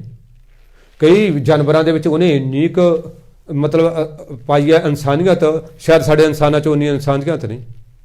ਆਹ ਸੋਸ਼ਲ ਮੀਡੀਆ 'ਤੇ ਕਿਸੇ ਨੇ ਪਾ ਰੱਖਿਆ ਸੀ, ਉਹ ਕੁੱਤੀ ਸੀ, ਉਹ ਕੁੱਤੀ ਉਹਦੀਆਂ ਲੱਤਾਂ ਟੁੱਟ ਗਈਆਂ, ਉਹ ਸੂਪੀ। ਅਤੇ ਇੱਕ ਬਾਂਦਰੀ ਹੈ, ਦੇਖੋ ਨਾ, ਹਾਲਾਂਕਿ ਕੁੱਤੇ ਅਤੇ ਬਾਂਦਰ ਦਾ ਦੁਸ਼ਮਣੀ ਹੁੰਦੀ ਹੈ ਆਪਸ ਦੇ ਵਿੱਚ, ਨਹੀਂ ਇੱਕ ਦੂਜੇ ਨੂੰ ਸਿਖਾਉਂਦੇ, ਪਰ ਉਹ ਬਾਂਦਰੀ ਉਹ ਬੱਚਿਆਂ ਨੂੰ ਦੁੱਧ ਚੰਗਾ ਰਹੀ ਹੈ, ਉਹਦੇ ਕਤੂਰਿਆਂ ਨੂੰ, ਕਮਾਲ ਹੈ ਜੀ। ਉਹ ਬਾਂਦਰੀ ਦੁੱਧ ਚੰਗਾ ਰਹੀ ਹੈ, ਉਹ ਕਤੂਰਿਆਂ ਨੂੰ ਬਾਂਦਰੀ ਪਾਲ ਰਹੀ ਹੈ। ਹੁਣ ਉਹਦੇ ਲੱਤਾਂ ਟੁੱਟੀਆਂ ਨੇ, ਵਿਚਾਰੇ ਨੂੰ ਰਾਜਮਾ ਭੋਜਨ ਨਹੀਂ ਮਿਲਦਾ, ਨਾ ਉਹਨੂੰ ਦੁੱਧ ਹੁੰਦਾ, ਨਾ ਉਹ ਚੰਗਾ ਸਕਦੀਆਂ, ਕਿਉਂਕਿ ਮੂਰਲੀਆਂ ਲੱਤਾਂ ਟੁੱਟੀਆਂ ਉਹਦੀਆਂ, ਪਿਛਲੀਆਂ ਨਹੀਂ ਟੁੱਟੀਆਂ, ਮੂਰਲੀਆਂ ਟੁੱਟੀਆਂ। ਇਹੋ ਜਿਹੀ ਇਨਸਾਨੀਅਤ ਪਾਉਣ, ਕਿਉਂਕਿ ਉਹਦੀ ਰਚਨਾ ਜਿਵੇਂ ਉਹ ਲਾਉਂਦਾ ਉਸ ਤਰ੍ਹਾਂ ਚੱਲ ਪੈਂਦਾ। ਇਸੇ ਤਰ੍ਹਾਂ ਹੀ ਇੱਕ ਇਹਨੇ ਸ਼ੇਰਨੀ ਉਹ ਪਈ ਉਹਦੇ ਮਗਰ ਕਿਸੇ ਜਾਨਵਰ ਦੇ, ਉਹ ਕਿਤੇ ਸੂਣ ਵਾਲੀ ਸੀ, ਜਿਹੜੀ ਜਿਹਦੇ ਸ਼ਿਕਾਰ ਸੀ ਜਿਹੜਾ, ਅਤੇ ਉਹ ਜਦੋਂ ਗਾਹਾਂ ਗਈ ਉਹ ਡਰ ਕੇ ਨਾ, ਹਾਂ ਉਹ ਡਰੀ, ਅਤੇ ਜਦੋਂ ਡਰ ਕੇ ਉਹ ਮਤਲਬ ਉਹਦਾ ਗਰਭ ਡਿੱਗ ਪਿਆ। ਥੋੜ੍ਹਾ ਬਹੁਤਾ ਪਰੀ ਮਚਿਓਰ ਸੀ, ਉਹ ਤਾਂ ਮਤਲਬ ਮਚਿਓਰ ਹੋਏ ਸੀ, ਪੂਰੇ ਹੋਣ ਵਾਲਾ ਸੀ ਟਾਈਮ ਉਹਦਾ, ਉਹ ਡਿੱਗ ਪਿਆ। ਉਹਨੇ ਜਦੋਂ ਸ਼ੇਰ ਨੇ ਦੇਖਿਆ ਵੀ ਹੈ ਇਹ ਤਾਂ ਵਿਚਾਰੀ ਭੱਜੀ ਜਾਂਦੀ, ਤਾਂ ਬੱਚਾ ਡਿੱਗ ਪਿਆ। ਸ਼ੇਰਨੀ ਦੇ ਮਨ 'ਚ ਪਰਮਾਤਮਾ ਨੇ ਐਸੀ ਨਿਮਰਤਾ ਪਾਈ, ਉਹ ਉਹਨੂੰ ਚੱਟ ਰਹੀ ਆ, ਕਰ ਰਹੀ ਆ, ਉਹ ਪਾਲ ਰਹੀ ਆ, ਸ਼ੇਰਨੀ ਆਪਦਾ ਦੁੱਧ ਪਿਆ ਰਹੀ ਆ, ਕਮਾਲ। ਉਹ ਭੱਜ ਕੇ ਪਰਾਂ ਜਾ ਖੜੀ ਵਿਚਾਰੀ, ਹੁਣ ਉਹ ਤੋਂ ਭੱਜਿਆ ਜਾ ਰਿਹਾ। ਇਹਨਾਂ ਨੂੰ ਸ਼ੇਰ ਆਇਆ, ਉਹਨੂੰ ਵੀ ਭੁੱਖ ਲੱਗੀ ਸੀ, ਬਾਕੀ ਉਹਦਾ ਫੈਮਿਲੀ ਆਈ ਉਹ ਸ਼ੇਰਨੀ ਦੀ, ਅਤੇ ਵੀ ਉਹ ਸਾਰਿਆਂ ਨੂੰ ਟੁੱਟ ਕੇ ਪੈ ਗਈ। ਉਹਦੀ ਰਾਖੀ ਲਾ, ਉਹ ਕਰ ਰਹੀ ਆ, ਉਹਨੂੰ ਪਾਲ ਰਹੀ ਆ। ਮੈਂ ਕਈ ਵਾਰੀ ਸੋਚਦਾ ਵੀ ਪਰਮਾਤਮਾ ਸਾਡੇ ਬੰਦਿਆਂ ਨਾਲੋਂ ਤਾਂ ਸਾਡੇ ਜਾਨਵਰ 100 ਗੁਣੇ ਚੰਗੇ ਨੇ ਯਾਰ, 100 ਗੁਣੇ ਚੰਗੇ ਨੇ ਜਾਨਵਰ। ਆਹ ਅਸਾਮ ਦੇ ਵਿੱਚ ਸਾਧ ਸੰਗਤ ਜੀ, ਜੇ ਕੋਈ ਪ੍ਰਾਹੁਣਾ ਧਰਾਉਣਾ ਆਉਂਦਾ ਨਾ, ਰਿਸ਼ਤੇਦਾਰ ਆਉਂਦਾ, ਉਹਨੂੰ ਪਤਾ ਕੀ ਖਵਾਉਂਦੇ ਨੇ? ਉਹ ਜਿਹੜਾ ਉਹਨਾਂ ਦੇ ਸੂਣ ਵਾਲਾ ਪਸ਼ੂ ਹੁੰਦਾ, ਉਸ ਨੂੰ ਸਕੰਜੇ 'ਚ ਕੱਸ ਕੇ ਲੱਕੜ ਦੇ ਹਥੌੜੇ ਮਾਰ ਮਾਰ ਕੇ ਉਹਦੇ ਸਿਰ 'ਚ ਉਹਨੂੰ ਬੇਹੋਸ਼ ਕਰਕੇ, ਉਸ ਦਾ ਪੇਟ ਚੀਰ ਕੇ, ਜਿਹੜਾ ਉਹ ਬੱਚਾ ਅਜੇ ਜੰਮਿਆ ਨਹੀਂ, ਉਸ ਦਾ ਮੀਟ ਖਵਾਉਂਦੇ ਨੇ। ਯਾਰ ਸਾਡੇ ਨਾਲ ਤਾਂ ਕਿਤੇ ਜਾਨਵਰ 100 ਗੁਣੇ ਚੰਗੇ। ਮੈਂ ਉਹ ਪੜ੍ਹ ਰਿਹਾ ਸੀ ਉਹਨਾਂ ਬਾਰੇ, ਔਰ ਯਕੀਨ ਮੰਨੋ ਮੇਰਾ ਨਾ ਬਸ ਮਤਲਬ BP ਲੋ ਹੋ ਗਿਆ ਵੀ ਹੈ ਯਾਰ, ਐਡਾ ਜ਼ੁਲਮ, ਇੰਨਾ ਮਤਲਬ ਵੀ ਬੰਦਾ ਜਿਹੜਾ ਹੈ ਡਿੱਗ ਸਕਦਾ ਆਪਣੇ ਇਖਲਾਕ ਤੋਂ। ਚਲੋ ਖੈਰ, ਗਰੀਬ ਨਵਾਜ਼ ਸਤਿਗੁਰੂ ਕਹਿੰਦੇ ਇਹ ਉਹਦੀ ਰਚਨਾ ਬਾਰੇ ਪਰਮਾਤਮਾ ਖੁਦ ਹੀ ਜਾਣਦਾ ਹੈ, ਬੰਦਾ ਕੁਛ ਨਹੀਂ ਜਾਣ ਸਕਦਾ ਉਹਦੀ ਰਚਨਾ ਬਾਰੇ। ਕਈ ਕੋਟ ਸਿੱਧ ਜਤੀ ਜੋਗੀ, ਕਰੋੜਾਂ ਹੀ ਇਸ ਸ੍ਰਿਸ਼ਟੀ ਦੇ ਵਿੱਚ ਸਿੱਧ ਨੇ। ਸਿੱਧ ਦਾ ਮਤਲਬ ਹੁੰਦਾ ਮੰਜ਼ਿਲ 'ਤੇ ਪਹੁੰਚੇ ਹੋਏ ਲੋਕ, ਪੁੱਗੇ ਹੋਏ ਲੋਕ, ਆਪਣੇ ਕੰਮ ਨੂੰ ਜਿਹੜੇ ਫਿਨਿਸ਼ ਕਰ ਚੁੱਕੇ ਨੇ, ਕੰਪਲੀਟ ਕਰ ਚੁੱਕੇ ਨੇ, ਉਹ ਲੋਕ ਜਿਨ੍ਹਾਂ ਕੋਲ ਰਿੱਧੀਆਂ ਸਿੱਧੀਆਂ ਆ ਗਈਆਂ। ਜਤੀ, ਜਿਹੜੇ ਚਾਲ ਚੱਲਣ ਦੇ ਬਹੁਤ ਉੱਚੇ ਨੇ, ਜਿਨ੍ਹਾਂ ਦਾ ਇਹ ਜਿਹੜਾ ਹੈ ਕਾਮਕ ਪ੍ਰਵਿਰਤੀਆਂ ਆਪਣੇ ਅਧੀਨ ਨੇ, ਕੰਟਰੋਲ 'ਚ ਨੇ, ਉਹ ਜਤੀ, ਉਹਨਾਂ ਨੂੰ ਜਤੀ ਕਹਿੰਦੇ ਨੇ। ਬੀਬੀਆਂ ਵਾਸਤੇ ਸ਼ਬਦ ਸਤੀ ਵਰਤਿਆ ਜਾਂਦਾ ਹੈ, ਭਾਈਆਂ ਵਾਸਤੇ ਸ਼ਬਦ ਜਤੀ ਵਰਤਿਆ ਜਾਂਦਾ ਹੈ। ਜਤੀ ਸਤੀ ਇਕੱਠੇ ਪੜ੍ਹੇ ਜਾਂਦੇ ਨੇ। ਕੱਲਾ ਇਹ ਨਹੀਂ ਕਿ ਭਾਈਓ ਕਰੈਕਟਰਲੈਸ ਹੁੰਦੇ ਨੇ, ਇਹ ਬੀਬੀਆਂ ਵੀ ਇਹ ਅਖਲਾਕ ਤੋਂ ਡਿੱਗੀਆਂ ਹੁੰਦੀਆਂ ਨੇ। ਬੀਬੀਆਂ ਵੀ ਸਤੀ ਹੁੰਦੀਆਂ ਨੇ, ਭਾਈ ਵੀ ਜਤੀ ਹੁੰਦੇ ਨੇ। ਇਹ ਜ਼ਰੂਰੀ ਨਹੀਂ, ਇਹ ਤਾਂ ਪਰਮਾਤਮਾ ਕਿਸੇ ਦੀ ਬੁੱਧੀ ਦੇ ਵਿੱਚ ਖੋਟ ਨਾ ਪਾਵੇ, ਕਿਸੇ ਦੀ ਮੱਤ ਨੂੰ ਜਿਹੜਾ ਹੈ ਮਤਲਬ ਭੈੜੀ ਨਾ ਕਰੇ, ਅਤੇ ਜਿਹਦੀ ਭੈੜੀ ਹੋਗੀ ਉਹ ਚਾਹੇ ਕੋਈ ਵੀ ਹੈ, ਉਹਨੇ ਅਖਲਾਕ ਤੋਂ ਡਿੱਗ ਪੈਣਾ। ਗਰੀਬ ਨਵਾਜ਼ ਕਹਿੰਦੇ ਕਰੋੜਾਂ ਹੀ ਲੋਕ ਸਿੱਧ ਨੇ, ਰਿੱਧੀਆਂ ਸਿੱਧੀਆਂ ਦੇ ਮਾਲਕ ਨੇ, ਉੱਚੇ ਚਾਲ ਚੱਲਣ ਦੇ ਮਾਲਕ ਨੇ, ਯੋਗੀ ਨੇ, ਯੋਗ ਆਸਣ ਕਰਦੇ ਨੇ, ਆਪਣਾ ਜਿਹੜਾ ਯੋਗ ਧਾਰਨ ਕੀਤਾ ਹੋਇਆ। ਕਈ ਕੋਟ ਰਾਜੇ ਰਸ ਭੋਗੀ, ਕਰੋੜਾਂ ਹੀ ਇਸ ਦੁਨੀਆ ਦੇ ਵਿੱਚ ਰਾਜੇ ਨੇ, ਰਸਾਂ ਨੂੰ ਭੋਗਣ ਵਾਲੇ ਨੇ, ਤਰ੍ਹਾਂ ਤਰ੍ਹਾਂ ਦੇ ਰਸ ਮਾਣਦੇ ਨੇ, ਤਰ੍ਹਾਂ ਤਰ੍ਹਾਂ ਦੇ ਰਸ, ਭੋਜਨ ਦਾ ਰਸ, ਸੋਮ ਰਸ ਦੇ ਰਸ, ਇਹ ਜਿਹੜਾ ਹੈ ਇਸਤਰੀਆਂ ਦੇ ਰਸ, ਪਹਿਰਾਵਿਆਂ ਦੇ ਰਸ, ਚੰਗੀਆਂ ਸਵਾਰੀਆਂ ਦੇ ਰਸ, ਬਹੁਤ ਰਸ ਭੋਗਣ ਵਾਲੇ ਨੇ। ਕਈ ਕੋਟ ਪੰਖੀ ਸਰਪ ਉਪਾਏ, ਕਹਿੰਦੇ ਕਰੋੜਾਂ ਹੀ ਉਹਨੇ ਪੰਛੀ ਬਣਾਏ ਹੋਏ ਨੇ, ਅਤੇ ਕਰੋੜਾਂ ਦੀ ਗਿਣਤੀ 'ਚ ਉਹਨੇ ਸੱਪ ਪੈਦਾ ਕੀਤੇ ਹੋਏ ਨੇ। ਸਾਧ ਸੰਗਤ ਜੀ, ਸੱਪਾਂ ਦੀਆਂ ਵੀ ਕਿੰਨੀਆਂ ਕਿਸਮਾਂ ਨੇ, ਬਹੁਤ ਕਿਸਮਾਂ ਨੇ। ਇੱਛਾਧਾਰੀ, ਤਛਕ, ਬਾਸ਼ਕ, ਸ਼ੇਸ਼ਨਾਗ, ਇਹ ਤਾਂ ਮੇਨ ਵੱਡੀਆਂ ਨੇ ਕਿਸਮਾਂ ਇਹਨਾਂ ਦੀਆਂ। ਅੱਗੇ ਇਹਨਾਂ ਦੇ ਜਿਹੜੇ ਅੱਗੇ ਪਰਿਵਾਰ ਨੇ ਨਾ, ਉਹਨਾਂ ਦੀਆਂ ਇੰਨੀਆਂ ਕਿਸਮਾਂ ਨੇ। ਆ ਪਦਮ ਸੱਪ ਹੈ, ਕਹਿੰਦੇ ਡੰਗ ਮਾਰਦਾ ਬੰਦਾ ਨਾ, ਪਾਣੀ ਨਹੀਂ ਮੰਗਦਾ ਹੈਗਾ, ਪਾਣੀ ਨਹੀਂ ਮੰਗਦਾ। ਬੇਅੰਤ ਤਰ੍ਹਾਂ ਦੇ ਸੱਪ, ਬੇਅੰਤ ਤਰ੍ਹਾਂ ਦੇ ਪੰਛੀ ਉਹ ਪਰਮਾਤਮਾ ਨੇ ਇਸ ਸ੍ਰਿਸ਼ਟੀ ਦੇ ਵਿੱਚ ਪੈਦਾ ਕੀਤੇ ਹੋਏ ਨੇ। ਕਈ ਕੋਟ ਪਾਥਰ ਬਿਰਖ ਨੇ ਪਜਾਏ, ਕਰੋੜਾਂ ਹੀ ਪੱਥਰ ਭਾਵ ਪਹਾੜ ਬਣਾਏ ਹੋਏ ਨੇ। ਸਾਧ ਸੰਗਤ ਜੀ ਆਪਾਂ ਜਾਂਦੇ ਨਾ ਪਹਾੜਾਂ ਤੇ, ਹੇਮਕੁੰਟ ਸਾਹਿਬ ਨੂੰ, ਇੱਧਰ ਕੁੱਲੂ ਮਨਾਲੀ ਸਾਈਡ ਜਾਂ ਕਿਸੇ ਪਾਸੇ ਹੋਰ ਜਾਂਦੇ ਹਾਂ, ਆਪਾਂ ਦੇਖਦੇ ਹਾਂ ਮੂੰਹ ਟੱਡਾ ਟੱਡਾ ਰਹਿੰਦਾ ਵੀ ਹੋਏ ਪਰਮਾਤਮਾ ਹੈ, ਐਡੇ ਐਡੇ ਪਰਬਤ, ਕਮਾਲ ਹੈ ਯਾਰ। ਆਪਾਂ ਤਾਂ ਦੇਖ ਦੇਖ ਕੇ ਡਰ ਲੱਗਦਾ। ਅੱਛਾ, ਜਿਹੜੇ ਉੱਥੋਂ ਦੇ ਰਹਿਣ ਵਾਲੇ ਨੇ, ਇੱਕ ਵਾਰੀ ਸਾਡੀ ਗੱਡੀ ਪੈਂਚਰ ਹੋ ਗਈ, ਅਸੀਂ ਖੜੇ ਦੇਖਦੇ ਹਾਂ, ਕੁਦਰਤੀ ਸਾਡੀ ਨਿਗਾਹ ਪਈ ਉਹ ਦੂਰ ਵਾਲੇ ਪਹਾੜ ਤੇ, ਕਾਫੀ ਦੂਰ ਸੀ। ਕੀ ਦੇਖਿਆ, ਉਹ ਬੀਬੀ ਨੇ ਪਿੱਛੇ ਉਹ ਵੱਡੀ ਸਾਰੀ ਟੋਕਰੀ ਜਿਹੜੀ ਹੈ ਉਹ ਬੰਨੀ ਹੋਈ ਹੈ। ਸਾਨੂੰ ਉਹ ਬੀਬੀ ਪਹਿਲਾਂ ਤਾਂ ਪਤਾ ਹੀ ਨਹੀਂ ਲੱਗਿਆ ਵੀ ਇਹ ਕੋਈ ਬੰਦਾ ਹੈ ਜਾਂ ਕੋਈ ਵੈਸੀ ਉਹ ਹੈ। ਫਿਰ ਅਸੀਂ ਧਿਆਨ ਨਾਲ ਦੇਖਿਆ ਵੀ ਹਾਂ ਇਹ ਬੀਬੀ ਆ ਪੂਰੇ। ਫਿਰ ਉਹਨੇ ਉਹ ਜਿਹੜਾ ਹੈ ਉਹ ਦਾਤੀ ਜੀ ਉਹ ਕੱਟ ਕੱਟ ਕੇ ਨਾ ਦਰਖਤਾਂ ਦੀਆਂ ਟਹਿਣੀਆਂ ਉਹ ਆਪਣੀ ਉਹ ਟੋਕਰੀ 'ਚ ਪਾ ਰਹੀ। ਉਹ ਸਾਨੂੰ ਇਹ ਲੱਗੇ ਵੀ ਇਹ ਹੁਣ ਡਿੱਗੀ ਕਿ ਹੁਣ ਡਿੱਗੀ, ਹੁਣ ਡਿੱਗੀ ਕਿ ਹੁਣ ਡਿੱਗੀ, ਐਨ ਮਤਲਬ ਪੂਰੀ ਉਹਦੀ ਢਾਲ ਉਹਦੀ ਇਸ ਤਰ੍ਹਾਂ 'ਚ। ਅੱਛਾ, ਗਾਵਾਂ ਮੱਝਾਂ ਬੱਕਰੀਆਂ ਉੱਥੇ ਚੱਲ ਰਹੀਆਂ ਨੇ। ਅਸੀਂ ਹੈਰਾਨ ਵੀ ਯਾਰ ਡਿੱਗ ਨਹੀਂ ਰਹੀਆਂ ਹੇਠਾਂ। ਉੱਥੇ ਉਹਨਾਂ ਦਾ ਜੀਵਨ ਉੱਦਾਂ ਦਾ ਹੋ ਜਾਂਦਾ, ਸਾਨੂੰ ਕਿੰਨਾ ਔਖਾ ਲੱਗਦਾ ਉਹ ਜੀਵਨ। ਚਲੋ ਖੈਰ, ਮਹਾਰਾਜ ਕਦੇ ਕਦੇ ਉਹਨੇ ਕਰੋੜਾਂ ਦੀ ਗਿਣਤੀ 'ਚ ਪਹਾੜ ਪੱਥਰ ਪੈਦਾ ਕਰੇ ਹੋਏ ਨੇ। ਬਿਰਖ ਇਹਨਾਂ ਨੂੰ ਆਪਣਾ ਇਹਨਾਂ ਨੂੰ ਕਹਿੰਦੇ ਦਰਖਤਾਂ ਨੂੰ। ਕਿੰਨੇ ਤਰ੍ਹਾਂ ਦੇ ਦਰਖਤ ਨੇ। ਆਪਾਂ ਦਰਖਤਾਂ ਦੀ ਪੂਰੀ ਬਨਸਪਤੀ ਤਾਂ ਆਪਾਂ ਨਾਮ ਨਹੀਂ ਜਾਣਦੇ ਹੈਗੇ। ਕਈ ਦਰਖਤ ਐਸੇ ਨੇ ਜਿਹੜੇ ਮਤਲਬ ਸਾਡੇ ਲਈ ਬਹੁਤ ਲਾਭਕਾਰੀ ਨੇ। ਜਦੋਂ ਆ ਪੜ੍ਹ ਰਹੇ ਸੀ ਨਾ ਬੋਟਨੀ ਮੈਂ ਅਸੀਂ, ਉਦੋਂ ਉਹ 'ਚ ਸੁਣਿਆ ਸੀ ਕਹਿੰਦੇ ਕੁਛ ਦਰਖਤ ਐਸੇ ਨੇ ਜਿਹੜੇ ਮਾਸਾਹਾਰੀ ਨੇ। ਮੈਂ ਕਿਹਾ ਮਾਸਾਹਾਰੀ ਦਰਖਤ? ਹਾਂ, ਮਾਸਾਹਾਰੀ ਦਰਖਤ ਨੇ। ਛੋਟੇ ਪੌਦੇ ਵੀ ਨੇ, ਉਹ ਮੱਖੀਆਂ ਮੱਛਰ ਖਾਂਦੇ ਨੇ। ਜਿਹੜੇ ਵੱਡੇ ਦਰਖਤ ਨੇ ਦੇਖਣ ਨੂੰ ਬੜੇ ਸੋਹਣੇ ਸੁਨੱਖੇ ਹੁੰਦੇ ਨੇ। ਕੋਈ ਜਾਨਵਰ, ਕੋਈ ਬੰਦਾ, ਕੋਈ ਪਰਿੰਦਾ ਉਹਨਾਂ ਦੇ ਹੇਠਾਂ ਜਾ ਕੇ ਖੜ੍ਹਦਾ, ਉਹ ਆਪਣੀਆਂ ਟਾਹਣੀਆਂ ਹੇਠਾਂ ਕਰਦੇ ਨੇ। 5-7 ਮਿੰਟਾਂ ਬਾਅਦ ਬਸ ਉਹਦਾ ਹੱਡੀਆਂ ਹੱਡੀਆਂ ਨਜ਼ਰ ਆਉਂਦੀਆਂ ਨੇ, ਸਾਰਾ ਮਾਸ ਖਤਮ। ਇਹ ਦਰਖਤ ਨੇ, ਤਰ੍ਹਾਂ ਤਰ੍ਹਾਂ ਦੇ ਦਰਖਤ ਨੇ, ਚੰਗੇ ਵੀ ਮਾੜੇ ਵੀ, ਜ਼ਹਿਰੀਲੇ ਵੀ, ਲਾਭਕਾਰੀ ਵੀ। ਕਿੰਨੇ ਤਰ੍ਹਾਂ ਦੀ ਬਨਸਪਤੀ ਆ ਸਾਧ ਸੰਗਤ ਜੀ। ਉਹ ਪਹਾੜਾਂ 'ਚ ਸਪੈਸ਼ਲ ਲਿਖਿਆ ਹੁੰਦਾ ਵੀ ਕਿਸੇ ਬਨਸਪਤੀ ਨੂੰ, ਕਿਸੇ ਫੁੱਲ ਨੂੰ ਹੱਥ ਨਹੀਂ ਲਾਉਣਾ ਤੁਸੀਂ ਨੇ। ਜੇ ਲਾ ਲਿਆ ਹੋ ਸਕਦਾ ਤੁਹਾਨੂੰ ਐਲਰਜੀ ਹੋ ਜੇ, ਤੁਹਾਡੀ ਕੋਈ ਚਮੜੀ ਨੂੰ ਪ੍ਰੋਬਲਮ ਆ ਜੇ, ਤੁਹਾਨੂੰ ਕੋਈ ਹੋਰ ਬਿਮਾਰੀ ਲੱਗ ਜੇ। ਕਈ ਤਾਂ ਐਸੇ ਨੇ, ਕੋਈ ਆ ਵਿਸ਼ ਬੂਟੀਆਂ ਨੇ ਅਤੇ ਉਹਨਾਂ ਨੂੰ ਹੱਥ ਲੱਗਿਆ ਨਹੀਂ, ਕਹਿੰਦੇ ਬੰਦੇ ਦੀ ਮੌਤ ਤੱਕ ਵੀ ਹੋ ਜਾਂਦੀ ਆ। ਐਨੇ ਜ਼ਹਿਰੀਲੀਆਂ ਬੂਟੀਆਂ ਨੇ। ਆਹ ਛੋਟੇ ਹੁੰਦੇ ਸੀ ਖੇਤਾਂ 'ਚ ਆਹ ਕੰਡਿਆਈ ਹੁੰਦੀ ਸੀ, ਉਹ ਪੀਲੇ ਫੁੱਲਾਂ ਵਾਲੀ। ਉਹ ਕਿਤੇ ਮੱਝਾਂ ਮੁੱਝਾਂ ਚਾਰਦੇ, ਕਿਤੇ ਉਹ ਹਨੇਰੀ ਨਾਲ ਵੱਜਣੀ ਨਾ ਲੱਤਾਂ 'ਚ। ਉਦੋਂ ਕਿਹੜਾ ਪੈਂਟਾਂ ਪਾਈਆਂ ਹੁੰਦੀਆਂ ਸੀ, ਨੰਗੀਆਂ ਲੱਤਾਂ ਹੁੰਦੀਆਂ ਸੀ ਛੋਟੇ ਹੁੰਦਿਆਂ ਦੇ। ਉਹ ਕਿੰਨੀ ਦੇਰ ਨਾਲ ਉਹਦੀ ਲੂਹਣੇ ਉੱਠੀ ਜਾਂਦੀ ਸੀ ਲੱਤਾਂ 'ਤੇ। ਕੰਡੇ ਤਾਂ ਬੇਸ਼ੱਕ ਨਿਕਲ ਜਾਂਦੇ ਸੀ, ਕਿੰਨੀ ਦੇਰ ਤਾਂ ਲੂਹਣੇ ਉੱਠੀ ਜਾਂਦੀ ਸੀ ਉਹਦੀ। ਹੁਣ ਮਹਾਰਾਜ ਕਹਿੰਦੇ ਕਰੇ ਕਿੰਨੇ ਕਰੋੜਾਂ ਤਰ੍ਹਾਂ ਦੇ ਪੱਥਰ ਦਰਖਤ ਬਣਾਏ ਨੇ। ਕਈ ਕੋਟ ਪਾਵਨ ਪਾਣੀ ਵੈ ਸੰਤਰ। ਸਾਧ ਸੰਗਤ ਜੀ, ਪਾਵਨ ਦਾ ਮਤਲਬ ਗੈਸਾਂ। ਕਰੋੜਾਂ ਉਹਨੇ ਗੈਸਾਂ ਬਣਾਈਆਂ ਹੋਈਆਂ ਨੇ। ਕਰੋੜਾਂ ਤਰ੍ਹਾਂ ਦੀ ਹਵਾ ਭਾਵ ਕਹਿ ਲਓ ਬਣਾਈ ਹੈ। ਕਰੋੜਾਂ ਤਰ੍ਹਾਂ ਦੇ ਪਾਣੀ ਨੇ। ਕੋਈ ਮਿਨਰਲ ਵਾਟਰ ਹੈ, ਕੋਈ ਇਹ ਪਹਾੜਾਂ ਦਾ ਪਾਣੀ ਹੈ, ਕੋਈ ਸਮੁੰਦਰ ਦਾ ਪਾਣੀ ਹੈ, ਕੋਈ ਗਰਮ ਪਾਣੀ ਹੈ, ਕੋਈ ਆਪਾਂ ਦੇਖਦੇ ਨਾ ਆ ਜਾਂਦੇ ਹਾਂ ਮਨੀਕਰਨ ਸਾਹਿਬ, ਉੱਬਲਦਾ ਪਾਣੀ ਨਿਕਲ ਰਿਹਾ ਸਲਫਰ ਵਾਲਾ। ਮੇਰੇ ਨਾ ਖੱਬੇ ਪਾਸੇ ਲੈ ਕੇ ਪੈਰ ਦੇ ਅੰਗੂਠੇ ਤੋਂ ਮੌਕੇ ਹੀ ਮੌਕੇ ਹੋ ਗਏ, ਪੈਰ 'ਤੇ ਲੱਤ 'ਤੇ। ਹੁਣ ਕੈਮਿਸਟਰੀ ਡਿਪਾਰਟਮੈਂਟ ਸੀ ਮੇਰੇ ਕੋਲੇ। ਮੈਂ ਉੱਥੇ ਜਦੋਂ ਘੰਟੀ ਵਿਹਲੀ ਹੋਇਆ ਕਰੇ, ਮੈਂ ਕਿਹਾ ਯਾਰ ਇਹਨਾਂ ਦਾ ਖਤਮ ਕਰਾਂ। ਮੈਂ ਦੇਖ ਲਓ ਨਾ ਇੰਨੇ ਮਤਲਬ ਜਿਹੜੇ ਤੇਜ਼ ਤੇਜ਼ਾਬ ਹੁੰਦੇ ਨੇ, ਸਲਫਿਊਰਿਕ ਐਸਿਡ ਵਗੈਰਾ, ਜਾਂ ਇੱਕ ਅਸੀਂ ਉਹ ਕਾਰਬੋਨਿਕ ਐਸਿਡ ਬਣਾਉਂਦੇ ਹਾਂ, ਉਹ 'ਚ ਹੋਰ ਵੀ ਹੁੰਦਾ, ਉਹ 'ਚ ਪੋਟਾਸ਼ੀਅਮ ਡਾਈਕ੍ਰੋਮੇਟ ਪਾ ਕੇ। ਮੈਂ ਨਾ ਉਹ ਛਿੱਲ ਕੇ ਉੱਤੋਂ ਉਹ ਪਾ ਕੇ ਜ਼ੋਰ ਲਾ ਲਿਆ। ਵੜ ਦਿੰਦਾ ਸੀ, ਫੂਕ ਦਿੰਦਾ ਸੀ, ਉਹ ਫੇਰ ਹੋ ਜਾਂਦੇ ਸੀ, ਫੂਕ ਦਿੰਦਾ ਸੀ, ਹੋਰ ਹੋ ਜਾਂਦੇ ਸੀ। ਇੱਕ ਵਾਰੀ ਸਾਡਾ 2-3 ਬੰਦਿਆਂ ਦਾ ਪ੍ਰੋਗਰਾਮ ਬਣਿਆ ਪਰਿਵਾਰਾਂ ਸਮੇਤ ਵੀ ਕੁੱਲੂ ਮਨਾਲੀ ਇੱਧਰ ਮਨੀਕਰਨ ਸਾਹਿਬ ਜਾ ਕੇ ਆਉਂਦੇ ਹਾਂ, ਅਰਵਾਲਸਰ ਵਗੈਰਾ ਚਲੋ ਸੈਰ ਕਰਕੇ ਆਉਂਦੇ ਹਾਂ, ਰੋਹਤਾਂਗ ਜਾ ਕੇ ਆਉਂਦੇ ਹਾਂ। ਉੱਥੇ ਮੈਨੂੰ ਨਹੀਂ ਪਤਾ ਕਿੱਥੋਂ ਹੋਇਆ, ਮੈਨੂੰ ਲੱਗਦਾ ਕਿ ਇਹ ਮਨੀਕਰਨ ਸਾਹਿਬ ਤੋਂ ਹੋਇਆ। ਉੱਥੇ ਉਹ ਗਰਮ ਪਾਣੀ 'ਚ ਨਹਾਏ। ਹੁਣ ਠੰਡ ਲੱਗ ਰਹੀ ਸੀ ਅਤੇ ਕਿੰਨਾ ਉਹਦਾ ਨਜ਼ਾਰਾ ਆਇਆ, ਮਤਲਬ ਉਹਦਾ ਮਿਕਸ ਜਿਹਾ ਪਾਣੀ ਸੀ, ਬੈਠੇ ਰਹੇ ਉਹਦੇ ਵਿੱਚ ਆਰਾਮ ਨਾਲ। ਅਤੇ ਜਦੋਂ ਐਂ ਦੇਖਿਆ ਵੀ ਹੁਣ ਵੀ ਚਲੋ ਕਿਹੜਾ ਕੋਈ ਭੀੜ ਵੀ ਨਹੀਂ ਸੀ ਇੰਨੀ ਜ਼ਿਆਦਾ, ਹੈ ਨਾ। ਅਤੇ ਉਹ ਜਦੋਂ ਮੈਂ ਘਰੇ ਆਇਆ, ਘਰੇ ਆ ਕੇ ਮੈਂ ਯਾਰ ਤੌਲੀਆ ਤੂਲੀਆ ਜਾਂ ਹੁਣ ਕਿਤੇ ਫਸਦੇ ਨਹੀਂ ਲੱਤਾਂ ਲੁੱਤਾਂ 'ਤੇ ਪੱਟਾਂ 'ਤੇ ਵੀ ਇਹ ਕਿੱਥੇ। ਮੈਂ ਦੇਖਿਆ ਉਹ ਜਿਹੜੇ ਮੈਂ ਖੱਪਦਾ ਸੀ ਉੱਥੇ ਤਾਂ ਦਾਗ ਪਏ ਹੋਏ ਨੇ ਹੁਣ ਵੀ, ਐਡੇ ਐਡੇ ਦਾਗ ਨੇ ਜਿੱਥੋਂ ਮੈਂ ਫੂਕੇ ਸੀ ਐਸਿਡ ਨਾਲ। ਅੱਛਾ ਜਿਹੜੇ ਉਹ ਪਾਣੀ ਨੇ ਫੂਕੇ ਉਹ ਤੇ ਕਿਤੇ ਦਾਗ ਵੀ ਨਹੀਂ ਆ, ਰੇਸ਼ਮ ਵਰਗੀ ਚਮੜੀ ਪਈ। ਈਵਨ ਕਿ ਆਹ ਉਂਗਲਾਂ ਤੇ ਇੱਧਰ ਵੀ ਹੋ ਗਏ ਸੀ ਮੌਕੇ। ਉਹ ਜੋ ਕਈ ਤਰ੍ਹਾਂ ਦੇ ਪਾਣੀ ਨੇ ਦੇਖੋ ਸਾਰੇ, ਪਤਾ ਨਹੀਂ ਉਹਦੇ ਵਿੱਚ ਕੀ ਹੈ, ਮਤਲਬ ਉਹਨੇ ਸਾਰੇ ਉਹ ਸਾਫ। ਹਾਲਾਂਕਿ ਉਸ ਜੇ ਆਪਾਂ ਕਹੀਏ ਸਲਫਿਊਰਿਕ ਐਸਿਡ ਤਾਂ ਮੈਂ ਲਾਉਂਦਾ ਰਿਹਾ,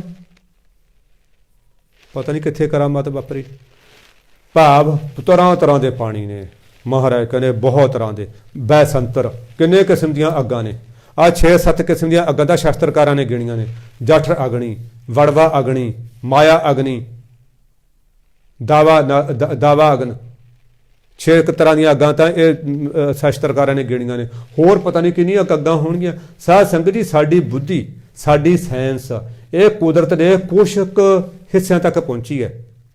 ਅਸੀਂ ਕਹਿੰਦੇ ਵੀ ਪਤਾ ਨਹੀਂ, ਅਸੀਂ ਯਾਰ ਸਾਰੀ ਕੁਦਰਤ ਨੂੰ ਹੀ ਜਾਣ ਲਿਆ। ਨਹੀਂ, ਬਹੁਤ ਸਾਰੇ ਰਹੱਸ ਨੇ ਜਿਹੜੀ ਜਿਹਨੂੰ ਆਪਾਂ ਕਹਿੰਦੇ ਨਾ ਗ੍ਰੇਟ ਵਾਲ ਆਫ ਚਾਈਨਾ, ਇਹਦਾ ਕਹਿੰਦੇ ਕੁਛ ਇੱਕ ਹਿੱਸਾ ਹੈ। ਉਹ ਹਿੱਸੇ ਦੇ ਜੇ ਬੰਦਾ ਦੂਜੇ ਪਾਸੇ ਦੇਖਦਾ ਨਾ, ਕਹਿੰਦੇ ਉਹ ਬੰਦਾ ਨਾ ਤਾੜੀਆਂ ਮਾਰ ਮਾਰ ਹੱਸਦਾ, ਠਹਾਕੇ ਮਾਰ ਮਾਰ ਹੱਸਦਾ, ਔਰ ਉਹ ਪਿੱਛੇ ਨਹੀਂ ਦੇਖਦਾ, ਉਹ ਅੱਗੇ ਤੁਰਿਆ ਜਾਂਦਾ, ਧੜਮ ਕਰਕੇ ਹੇਠਾਂ ਡਿੱਗਦਾ। ਅਜੇ ਤੱਕ ਉੱਥੇ ਰਹੱਸੇ ਨਹੀਂ ਪਤਾ। ਜਿਹਨੇ ਉਹ ਦੇਖਿਆ ਪਾਸਾ, ਉਹ ਦੱਸ ਨਹੀਂ ਸਕਿਆ ਵੀ ਅੱਗੇ ਹੈ ਕੀ ਆ, ਦੱਸ ਨਹੀਂ ਸਕਿਆ ਵੀ ਅੱਗੇ ਹੈ ਕੀ ਆ। ਬੜੇ ਜਿਹੜਾ ਕੋਈ ਸਾਇੰਸਦਾਨ ਵੀ ਗਿਆ ਉੱਥੇ ਦੇਖਣ ਵਾਸਤੇ ਵੀ ਮੈਂ ਖੋਜ ਕਰਕੇ ਆਉਣਾ, ਉਹ ਵੀ ਪੁੱਠਾ ਨਹੀਂ ਮੁੜਿਆ। ਬਸ ਉਹ ਪਤਾ ਨਹੀਂ ਕਹਿੰਦੇ ਉੱਥੇ ਹੈ ਕੀ ਨਾ। ਜਿਹੜਾ ਬੰਦਾ ਉਹ ਮੁੰਡੀ ਜੀ ਕੱਢ ਕੇ ਦੇਖਦਾ, ਉਹ ਜਿਉਂ ਹੱਸਣ ਲੱਗਦਾ, ਹੱਸਦਾ ਹੱਸਦਾ ਬਸ ਉਹ ਪਿੱਛੇ ਨਾਲੋਂ ਲਿੰਕ ਟੁੱਟ ਜਾਂਦਾ ਉਹਦਾ, ਉਹ ਬਸ ਅੱਗੇ ਜਾ ਕੇ ਡਿੱਗ ਪੈਂਦਾ। ਪਤਾ ਨਹੀਂ ਕੀ ਅੱਗੇ ਕੀ ਨਾ। ਇੱਕ ਕੋਈ ਦੱਸਦੇ ਪਹਾੜਾਂ ਦੇ ਵਿੱਚ ਕੋਈ ਐਸਾ ਪਹਾੜ ਹੈ ਉਹਦੇ ਉੱਪਰ ਦੀ ਹਵਾਈ ਜਹਾਜ਼ ਨਹੀਂ ਉੱਡ ਸਕਦਾ, ਉੜਦਾ ਪਤਾ ਨਹੀਂ ਕਿੰਨੇ ਕੁ ਤਬਾਹ ਹੁੰਦੇ ਨੇ। ਕਹਿੰਦੇ ਮੈਗਨੇਟ ਹੁੰਦਾ, ਉਹ ਫਿਰ ਜਿਹੜੇ ਉਹ ਜਹਾਜ਼, ਕਹਿੰਦੇ ਜਹਾਜ਼ ਤਾਂ ਲੋਹੇ ਨਹੀਂ ਹੁੰਦਾ, ਮੈਗਨੇਟ ਤਾਂ ਲੋਹੇ ਨੂੰ ਖਿੱਚਦਾ ਸਿਰਫ। ਬੜੇ ਇਸ ਜਿਹੜਾ ਹੈ ਕੁਦਰਤ ਦੇ ਵਿੱਚ ਬਹੁਤ ਸਾਰੇ ਜਿਹਨੂੰ ਆਪਾਂ ਮਿਸਟਰੀਜ਼ ਕਹਿੰਦੇ ਆ, ਇੰਗਲਿਸ਼ ਦੇ ਵਿੱਚ ਮਰਮ ਕਹਿੰਦੇ ਆ, ਉਰਦੂ ਫਾਰਸੀ 'ਚ ਹਿੰਦੀ ਵਾਲੇ ਰਹੱਸ ਕਹਿੰਦੇ ਨੇ। ਬੜੇ ਰਹੱਸ ਨੇ, ਬੜੇ ਭੇਦ ਨੇ ਜਿਨ੍ਹਾਂ ਬਾਰੇ ਜਾਣ ਨਹੀਂ ਸਕਦੇ ਅਸੀਂ। ਅੱਜ ਤਾਂ 4 ਕੁ ਚੀਜ਼ਾਂ ਤੇ ਪਾ ਲਿਆ ਗਿਆਨ, ਅਸੀਂ ਕਹਿੰਦੇ ਯਾਰ ਹਾਂ ਜੀ ਇਸ ਤਾਂ ਬੜੇ ਪਤਾ ਨਹੀਂ ਕੱਦੂ 'ਚ ਤੀਰ ਮਾਰਤਾ ਜੀ, ਇਸ ਤਾਂ ਬੜੇ ਸਿਆਣੇ ਹੋ ਗਏ। ਸਾਧ ਸੰਗਤ ਜੀ, ਉਹਦੀ ਕੁਦਰਤ ਬਾਰੇ ਜਾਣਨਾ ਇਹ ਕਿਸੇ ਐਰੇ ਗਰੇ ਦਾ ਕੰਮ ਨਹੀਂ। ਕਹਿੰਦੇ ਬੜੇ ਤਰ੍ਹਾਂ ਦੀਆਂ ਅੱਗਾਂ ਨੇ, ਕੋਟ ਤਰ੍ਹਾਂ ਦੇ ਪਾਣੀ ਨੇ, ਕੋਟ ਤਰ੍ਹਾਂ ਦੀਆਂ ਹਵਾਵਾਂ ਨੇ, ਕਰੋੜਾਂ ਤਰ੍ਹਾਂ ਦੀਆਂ ਅੱਗਾਂ ਨੇ, ਕਈ ਕੋਟ ਦੇਸ਼ ਭੂ ਮੰਡਲ। ਸਾਧ ਸੰਗਤ ਜੀ, ਕਰੋੜਾਂ ਹੀ ਇਸ ਦੇਸ਼ ਨੇ, ਇਹ ਭੂ ਮੰਡਲ ਨੇ। ਸਾਨੂੰ ਤਾਂ ਇੱਕ ਮਤ ਲੋਕ ਬਾਰੇ ਪਤਾ ਨਾ, ਸਾਨੂੰ ਤਾਂ ਇੱਕ ਮਤ ਬਾਰੇ ਲੋਕ। ਗੁਰੂ ਗੋਬਿੰਦ ਸਿੰਘ ਮਹਾਰਾਜ ਨੂੰ ਕਿਸੇ ਨੇ ਕਿਹਾ, ਕਹਿੰਦੇ ਮਹਾਰਾਜ ਤੁਸੀਂ ਸੂਰਜ ਦੀ ਨਮਸਕਾਰ ਕਰਦੇ, ਸੂਰਜ ਨੂੰ ਵੀ ਪੂਜਾ ਨਹੀਂ ਕਰਦੇ। ਮਹਾਰਾਜ ਕਹਿੰਦੇ ਤੁਸੀਂ ਕਿਹੜੇ ਸੂਰਜ ਦੀ ਗੱਲ ਕਰਦੇ ਹੋ? ਕਹਿੰਦੇ ਇਹਦੇ ਬਾਰੇ ਤਾਂ ਮੈਨੂੰ ਕਰੋੜਾਂ ਦਿਸ ਰਹੇ ਨੇ, ਆਹ ਸੂਰਜ ਬਾਰੇ ਤਾਂ ਮੈਨੂੰ ਕਰੋੜਾਂ ਦਿਸ ਰਹੇ ਨੇ। ਕਿਹਦੀ ਪੂਜਾ ਕਰਾਂ ਮੈਂ ਤਾਂ ਉਹਦੀ ਪੂਜਾ ਕਰਦਾ। ਨਮੋ ਸੂਰਜੇ, ਇਹੋ ਜਿਹੇ ਕਰੋੜਾਂ ਸੂਰਜਾਂ ਨੂੰ ਪ੍ਰਕਾਸ਼ ਦੇਣ ਵਾਲੇ ਅਕਾਲ ਪੁਰਖ, ਇਹੋ ਜਿਹੇ ਕਰੋੜਾਂ ਸੂਰਜਾਂ ਨੂੰ ਜਾਹੋ ਜਲਾਲ ਦੇਣ ਵਾਲੇ ਪਰਮਾਤਮਾ ਜੀ, ਮੈਂ ਤੈਨੂੰ ਨਮਸਕਾਰ ਕਰਦਾ। ਕਲਗੀਆਂ ਵਾਲੇ ਨੂੰ ਪੁੱਛਿਆ, ਸੱਚੇ ਪਾਤਸ਼ਾਹ ਤੁਸੀਂ ਚੰਦਰਮਾ ਨੂੰ ਕਦੇ ਮੱਥੇ ਨਹੀਂ ਟੇਕਿਆ? ਤੁਸੀਂ ਚੰਦਰਮਾ ਨੂੰ ਮੱਥਾ ਟੇਕਦੇ? ਕਿਹੜੇ ਚੰਦਰਮਾ ਦੀ ਗੱਲ ਕਰਦੇ ਹੋ ਭਾਈ ਜੀ ਤੁਸੀਂ? ਕਹਿੰਦੇ ਆਹ ਚੰਦਰਮਾ ਦੀ। ਕਹਿੰਦੇ ਮੈਂ ਤਾਂ ਇਹ ਕਰੋੜਾਂ ਅਰਬਾਂ ਚੰਦਰਮਾ ਦਿਸ ਰਹੇ ਨੇ ਹਜੇ, ਮੈਂ ਤਾਂ ਉਸ ਚੰਦਰਮਾ ਦੀ ਪੂਜਾ ਕਰਦਾ। ਨਮੋ ਚੰਦਰੇ, ਜਿਹਨੇ ਇਹੋ ਜਿਹੇ ਕਰੋੜਾਂ ਚੰਦਰਮਾ ਬਣਾਏ ਨੇ। ਮਹਾਰਾਜ ਤੁਸੀਂ ਅੱਗ ਨੂੰ ਨਹੀਂ ਪੂਜਦੇ? ਉਹ ਕਹਿੰਦੇ ਭਾਈ ਕਿਹੜੀ ਅੱਗ ਦੀ ਗੱਲ ਕਰਦੇ ਹੋ ਤੁਸੀਂ? ਜਿਹਨੇ ਅੱਗ ਬਣਾਈ ਹੈ ਮੈਂ ਤਾਂ ਉਸੇ ਨੂੰ ਪੂਜਦਾ, ਇਹ ਅੱਗ ਦੇ ਕਰਨਹਾਰੇ ਨੂੰ ਪੂਜਦਾ ਮੈਂ ਤਾਂ। ਗੁਰੂ ਮਹਾਰਾਜ ਨੇ ਜੜ ਫੜੀ ਹੈ, ਉਹ ਜੜ ਨੂੰ ਪੂਜਦੇ ਨੇ, ਪੱਤਿਆਂ ਨੂੰ ਪੂਜਦੇ ਨਹੀਂ। ਸਾਡੇ ਵਰਗੇ ਮੂਰਖ ਪੱਤਿਆਂ ਨੂੰ ਪਾਣੀ ਪਾਈ ਜਾਂਦੇ ਨੇ, ਜੜ ਸੁੱਕੀ ਰਹੀ ਜਾਂਦੀ ਆ। ਜੇ ਆਪਾਂ ਜੜ 'ਚ ਪਾਣੀ ਪਾਵਾਂਗੇ, ਕੱਲੇ ਕੱਲੇ ਪੱਤੇ 'ਚ ਪਾਣੀ ਆਪਣੇ ਆਪ ਪਹੁੰਚ ਜਾਣਾ। ਪਰ ਜੇ ਸਾਰੇ ਪੱਤਿਆਂ ਨੂੰ ਪਾਣੀ ਪਾ ਦਈਏ ਨਾ, ਬੂਟਾ ਫਿਰ ਵੀ ਉਦਾਸ ਹੋ ਜਾਣਾ, ਸੁੱਕ ਜਾਣਾ। ਔਰ ਰੋਟੀ ਅਸੀਂ ਉਰੇ ਤੱਕ ਗੱਡੇ ਜਾਈਏ ਨਾ, ਮੂੰਹ 'ਚ ਨਾ ਰੋਟੀ ਪਾਈਏ, ਅਸੀਂ ਕਮਜ਼ੋਰ ਹੋਈ ਜਾਵਾਂਗੇ। ਅਸੀਂ ਤੰਦਰੁਸਤ ਤਾਂ ਹੋਵਾਂਗੇ ਜਦੋਂ ਰੋਟੀ ਅਸੀਂ ਮੂੰਹ ਦੇ ਰਾਹੀਂ ਖਾਵਾਂਗੇ। ਹੁਣ ਜੜ ਸਾਡੀ ਅਕਾਲ ਪੁਰਖ ਹੈ, ਸਾਡਾ ਮਰਕਜ਼ ਬਿੰਦੂ ਅਕਾਲ ਪੁਰਖ ਹੈ। ਅਸੀਂ ਅਕਾਲ ਪੁਰਖ ਦੀ ਪੂਜਾ ਕਰਾਂਗੇ, ਪੂਜਾ ਅਕਾਲ ਕੀ, ਪਰਚਾ ਸ਼ਬਦ ਕਾ, ਦੀਦਾਰ ਖਾਲਸੇ ਦਾ। ਜਦੋਂ ਅਸੀਂ ਕਰਾਂਗੇ ਅਸੀਂ ਆਪਣੇ ਆਪ ਹਰੇ ਭਰੇ ਰਹਾਂਗੇ। ਅਸੀਂ ਖਾਲਸੇ ਦਾ ਦੀਦਾਰ ਤਾਂ ਕਰਦੇ ਨਹੀਂ। ਅਸੀਂ ਤਾਂ ਇਹ ਫਲਾਣਾ ਸਿੰਘ ਹੈ, ਧਿਮਕਾ ਸਿੰਘ ਹੈ, ਫਲਾਣੀ ਕੌਰ ਹੈ, ਬੀਬੀ ਫਲਾਣੀ ਹੈ, ਇਹ ਤਾਂ ਜੀ ਫਲਾਣਾ ਕਰਦਾ ਜੀ, ਇਹ ਧਿਮਕਾ ਕਰਦਾ ਜੀ। ਅਸੀਂ ਉਹਨਾਂ ਨੁਕਸ ਦੇਖੀ ਨੇ, ਤਾਂ ਖਾਲਸਪਣ ਤਾਂ ਉਹਦੇ 'ਚ ਦੇਖਦੇ ਨਹੀਂ ਹੈਗੇ। ਇਸ ਕਰਕੇ ਅਸੀਂ ਖਾਲਸੇ ਦਾ ਦੀਦਾਰ ਹੀ ਨਹੀਂ ਕਰਦੇ। ਇਹ ਨਹੀਂ ਕਿ ਜੀ ਹਾਂ ਦੇਖ ਲੈ ਜੀ ਬੰਦਾ ਅੰਮ੍ਰਿਤਧਾਰੀ ਆ ਗਿਆ, ਨਹੀਂ, ਉਹਦੇ ਵਿੱਚ ਖਾਲਸਾ ਦੇਖਣਾ। ਖਾਲਸੇ ਮੈਂ ਹੋ ਕਰੋ ਨਿਵਾਸ, ਜਿਹੜਾ ਵਿੱਚ ਵਸ ਵੀ ਰਿਹਾ ਉਹ ਵੀ ਦੇਖਣਾ। ਇਹ ਨਹੀਂ ਮੈਂ ਬਲਜੀਤ ਸਿੰਘ ਦੇ ਘਰ ਗਿਆ ਜੀ, ਗੇਟ ਤੋਂ ਮੁੜਿਆ ਬਲਜੀਤ ਸਿੰਘ ਨੂੰ ਮਿਲੀ ਨਹੀਂ ਆਇਆ, ਫਿਰ ਕੀ ਫਾਇਦਾ ਹੋਇਆ? ਕਲੀਆਂ ਉਹ ਤਾਂ ਕੰਧਾਂ ਇੱਟਾਂ ਨੂੰ ਮਿਲ ਕੇ ਆ ਗਿਆ। ਜੇ ਬਲਜੀਤ ਸਿੰਘ ਨੂੰ ਮਿਲੂੰਗਾ, ਮੈਨੂੰ ਚਾਹ ਪਾਣੀ ਵੀ ਪੁੱਛੂਗਾ, ਮੈਨੂੰ ਬਿਠਾਊਗਾ ਵੀ, ਮੇਰਾ ਸਤਿਕਾਰ ਵੀ ਕਰੂਗਾ। ਹੁਣ ਜਿਹੜਾ ਬੈਠਾ ਖਾਲਸੇ ਦੇ ਵਿੱਚ, ਜਦੋਂ ਅਸੀਂ ਉਹਨੂੰ ਜਾਣਾਂਗੇ, ਉਹਨੂੰ ਬੈਲ ਮਾਰਾਂਗੇ, ਉਹਨੂੰ ਨਮਸਤੇ ਕਹਾਂਗੇ, ਉਸ ਨੂੰ ਫਤਿਹ ਬੁਲਾਵਾਂਗੇ, ਉਹਨੇ ਸਾਡਾ ਸਤਿਕਾਰ ਕਰਨਾ, ਉਹਨੇ ਸਾਨੂੰ ਕੋਈ ਅਸ਼ੀਰਵਾਦ ਦੇਣਾ, ਉਹਨੇ ਸਾਨੂੰ ਕੋਈ ਸਾਡੀ ਝੋਲੀ ਉਹਨੇ ਭਰਨੀ ਆ। ਇਹ ਇਕੱਲੀ ਮਿੱਟੀ ਨੇ ਨਹੀਂ ਭਰਨੀ, ਇਹ ਮਿੱਟੀ ਦੇ ਵਿੱਚ ਜੋ ਵਸ ਰਿਹਾ, ਖਾਲਸੇ ਮੈਂ ਹੋ ਕਰੋ ਨਿਵਾਸ, ਉਹਨੂੰ ਫਤਿਹ ਬੁਲਾਈਏ, ਉਹਦੇ ਨਾਲ ਸਾਂਝ ਪਾਈਏ। ਇਹ ਸਰੀਰਾਂ ਨਾਲ ਸਾਂਝ ਨਹੀਂ ਪਾਉਣੀ ਹੈਗੀ। ਮੇਰੇ ਦਾਤਾਰ ਪਿਤਾ ਜੀ ਕਹਿੰਦੇ ਕੰਨੀ ਭੂ ਮੰਡਲ ਨੇ, ਇਹ ਇੱਕ ਧਰਤੀ ਨਹੀਂ ਹੈ ਸਾਧ ਸੰਗਤ ਜੀ, ਅਨੰਤ ਧਰਤੀਆਂ ਨੇ, ਅਨੰਤ ਅਵਸਥਾਵਾਂ ਨੇ, ਅਨੰਤੀ ਭੂ ਮੰਡਲ ਨੇ, ਅਨੰਤੀ ਜਿਹੜੇ ਸੁਰਗ ਨੇ, ਅਨੰਤੀ ਨਰਕ ਨੇ। ਕਈ ਕੋਟ ਸੱਸੀਅਰ ਸੂਰ ਨਖੇਤਰ, ਕਰੋੜਾਂ ਹੀ ਮਹਾਰਾਜ ਜੀ ਕਹਿੰਦੇ ਸੱਸੀਅਰ ਚੰਦਰਮੇ, ਚੰਨ, ਸੂਰ ਸੂਰਜ, ਨਖੇਤਰ ਤਾਰੇ। ਇਹਨੂੰ ਨਖੇਤਰ ਪੜ੍ਹਨਾ ਹੈ। ਖੱਖੇ ਦੇ ਅੱਧ ਪੈਰ 'ਚ ਅੱਧਾ ਜਿਗਿਆ ਲੱਗਿਆ ਹੋਇਆ, ਜਿਹਨੂੰ ਯਕਸ਼ ਚਿੰਨ ਕਹਿੰਦੇ ਆ। ਜਿਹਦੇ ਪੈਰ 'ਚ ਇਹ ਹੁੰਦਾ ਹੈ ਜਿਵੇਂ ਹੁਣ ਲੱਗਿਆ, ਇਹ ਖੱਖੇ ਨੂੰ ਸਿਹਾਰੀ ਆ ਜੂਗੀ, ਖੱਖੇ ਤੋਂ ਬਾਅਦ ਆ ਜੂਗਾ ਆੜਾ, ਨਖੇਤਰ। ਬੇਅੰਤ ਤਾਰੇ ਨੇ, ਕਹਿੰਦੇ ਕਈ ਤਾਰੇ ਇਹੋ ਜਿਹੇ ਨੇ ਸਾਇੰਸ ਕਹਿੰਦੀ ਜਿਨ੍ਹਾਂ ਦੀ ਰੌਸ਼ਨੀ ਅਜੇ ਧਰਤੀ ਤੇ ਪਹੁੰਚੀ ਹੋ ਨਹੀਂ, ਪਤਾ ਨਹੀਂ ਕਿੱਡੀ ਕੁ ਦੂਰ ਹੋਣਗੇ। ਹੁਣ ਪਤਾ ਨਹੀਂ ਕਿੰਨੇ ਕੁ ਸੂਰਜ ਨੇ, ਸਾਨੂੰ ਤਾਂ ਇੱਕ ਸੂਰਜ ਬਾਰੇ ਗਿਆਨ ਹੈ ਬਸ। ਸਾਡੀ ਬੁੱਧੀ ਨੇ ਇੰਨਾ ਕੀ ਪਕੜਿਆ? ਸਾਡੀ ਬੁੱਧੀ ਦੀ ਪਕੜ 'ਚ ਤਾਂ ਇੱਕੋ ਹੀ ਚੰਦਰਮਾ ਆਇਆ, ਬਾਕੀ ਨੇ ਜਿਹੜੇ ਉਹਨਾਂ ਬਾਰੇ ਤਾਂ ਸਾਨੂੰ ਗਿਆਨ ਹੀ ਕੋਈ ਨਹੀਂ ਹੈਗਾ। ਕਈ ਕੋਟ ਦੇਵ ਦਾਨਵ ਇੰਦਰ ਸਿਰ ਛਤਰ, ਕਰੋੜਾਂ ਹੀ ਕਹਿੰਦੇ ਦੇਵਤੇ ਨੇ। 33 ਕਰੋੜ ਦੇਵਤੇ ਤਾਂ ਇਹ ਹਿੰਦੂ ਮਿਥਿਹਾਸ ਮੰਨਦਾ। 33 ਕਰੋੜ ਦੇਵਤੇ ਤਾਂ ਕਹਿੰਦੇ। ਇੰਦਰ ਕਿੰਨੇ ਨੇ ਪਤਾ ਹੀ ਨਹੀਂ ਕਿੰਨੇ ਕੁ ਇੰਦਰ ਨੇ, ਕਿਉਂਕਿ ਇੱਕ ਸਵਰਗ ਦਾ ਇੱਕ ਰਾਜ ਹੈ ਇੰਦਰ। ਹੁਣ ਸਵਰਗਾਂ ਦੀ ਗਿਣਤੀ ਨਹੀਂ, ਪਤਾ ਨਹੀਂ ਕਿੰਨੇ ਕੁ ਸਵਰਗ ਨੇ ਜਿਨ੍ਹਾਂ ਦੇ ਸਿਰ ਤੇ ਛੱਤਰ ਝੁਲਦੇ ਨੇ। ਕਹਿੰਦੇ ਕਿੰਨੇ ਦੇਵਤੇ ਨੇ, ਕਿੰਨੇ ਦਾਨਵ ਨੇ। ਸਾਧ ਸੰਗਤ, ਦਾਨਵ ਕੋਈ ਅੱਜ ਖਤਮ ਨਹੀਂ ਹੋ ਗਏ, ਜਾਂ ਕੋਈ ਦੇਵਤੇ ਅੱਜ ਖਤਮ ਨਹੀਂ ਹੋ ਗਏ। ਅੱਜ ਦੇਵਤੇ ਵੀ ਹੈਗੇ ਨੇ, ਅੱਜ ਦਾਨਵ ਵੀ ਹੈਗੇ ਨੇ। ਬੜੇ ਰਾਜੇ ਨੇ ਕਹਿੰਦੇ ਜਿਨ੍ਹਾਂ ਦੇ ਸਿਰ ਤੇ ਛੱਤਰ ਝੁਲਦੇ ਨੇ। ਸਗਲ ਸਮੱਗਰੀ ਆਪਣਾ ਸੂਤ ਧਾਰੈ, ਜਿੰਨੀ ਸ੍ਰਿਸ਼ਟੀ ਹੈ, ਜਿੰਨੇ ਸੂਰਜ ਚੰਦਰਮਾ ਨੇ, ਸਾਰੇ ਆਪਣੇ ਇੱਕ ਨਿਯਮ ਦੇ ਵਿੱਚ ਉਹਨੇ ਬੰਨ੍ਹ ਕੇ ਰੱਖੇ ਹੋਏ ਨੇ। ਆਪਾਂ ਪੜ੍ਹਦੇ ਨਾ ਆਸਾ ਦੀ ਵਾਰ ਦੇ ਵਿੱਚ, ਭੈ ਵਿੱਚ ਸੂਰਜ, ਭੈ ਵਿੱਚ ਚੰਦ, ਕੋ ਕਰੋੜੀ ਚਲਤ ਨਾ ਅੰਤ। ਭੈ ਵਿੱਚ ਆਪਣਾ ਅਡਾਣੇ ਆਗਾਸ, ਹਨਾ ਆਪਾਂ ਪੜ੍ਹਦੇ ਹਾਂ ਸਾਰੇ। ਭੈ ਦਾ ਮਤਲਬ ਉਹਦੇ ਸੂਤਰ ਦੇ ਵਿੱਚ ਇਹ ਧਰਤੀ ਇੰਨਾ ਭਾਰ ਚੱਕੀ ਖੜੀ ਹੈ, ਇਹ ਉਹਦੇ ਸੂਤਰ ਦੇ ਵਿੱਚ ਹੀ ਤਾਰੇ ਬਿਨਾਂ ਆਕਾਸ਼ ਤੋਂ, ਉਹ ਜਿਹੜਾ ਹੈ ਬਿਨਾਂ ਕਿਸੇ ਸਹਾਰੇ ਤੋਂ ਜਿਹੜਾ ਹੈ ਆਕਾਸ਼ ਦੇ ਵਿੱਚ ਭੱਜੇ ਫਿਰਦੇ ਨੇ। ਸੂਰਜ ਚੰਦਰਮਾ ਭੱਜੇ ਫਿਰਦੇ ਨੇ, ਉਹ ਧਰਤੀ ਤੇ ਡਿੱਗਦੇ ਨਹੀਂ ਹੈਗੇ, ਕਿਤੇ ਆਪਸ 'ਚ ਟਕਰਾਉਂਦੇ ਨਹੀਂ ਹੈਗੇ। ਸਾਡਾ ਸਕੂਟਰ ਕਿਤੇ ਮੜਾ 40-50 ਤੋਂ ਉੱਪਰ ਹੋ ਜੇ, ਉਹਦੀ ਪਤਾ ਲੱਗਦਾ ਐਕਸੀਡੈਂਟ ਹੋ ਗਿਆ। ਸਾਡੀ ਧਰਤੀ 1,16,400 ਸਮਥਿੰਗ ਕਿਲੋਮੀਟਰ ਪ੍ਰਤੀ ਘੰਟੇ ਦੀ ਸਪੀਡ ਤੇ ਘੁੰਮ ਰਹੀ ਆ। ਪਰ ਕਿਤੇ ਦੇਖਿਆ ਵੀ ਹਾਂ ਜੀ ਧਰਤੀ ਦਾ ਐਕਸੀਡੈਂਟ ਹੋ ਗਿਆ, ਚੰਦਰਮਾ 'ਚ ਵੱਜੀ ਜੀ, ਜਾਂ ਮਤਲਬ ਕਿਤੇ ਹੋਰ ਕਾਸੇ 'ਚ ਵੱਜੀ, ਜਾਂ ਕਿਤੇ ਇੰਨੀ ਸਪੀਡ ਚੱਕਤੀ ਸਮੁੰਦਰੇ ਉਛਲ ਗਿਆ, ਜਾਂ ਇਹ ਪਹਾੜ ਉੱਡ ਗਏ ਉੱਤੋਂ।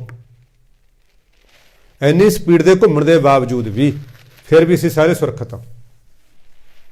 ਮੇਰੇ ਦਾਤਾਰ ਪਿਤਾ ਕਹਿੰਦੇ ਸਾਰੀ ਜਿੰਨੀ ਸਮੱਗਰੀ ਉਹਨੇ ਬਣਾਈ ਹੈ ਨਾ, ਦਿਸਦੀ ਅਣਦਿਸਦੀ ਸਮੱਗਰੀ, ਕਦੀ ਇਹ ਨਹੀਂ ਲੈਣੀ ਜੋ ਸਾਨੂੰ ਅੱਖਾਂ ਨਾਲ ਦਿਸਦੀ ਹੈ। ਜਿਹੜੀ ਅਣਦਿਸਦੀ ਹੈ, ਹੁਣ ਸਾਡੀ ਨੀਂਦ ਆ, ਉਹ ਸਾਨੂੰ ਦੇਖੀਏ ਨੀਂਦ ਆਪਾਂ ਨੇ ਕਿਹੋ ਜਿਹੀ ਹੈ, ਕਾਲੀ ਹੈ, ਹਰੀ ਹੈ, ਲਾਲ ਹੈ, ਪੀਲੀ ਹੈ, ਲੰਬੀ ਹੈ, ਚੌੜੀ ਹੈ।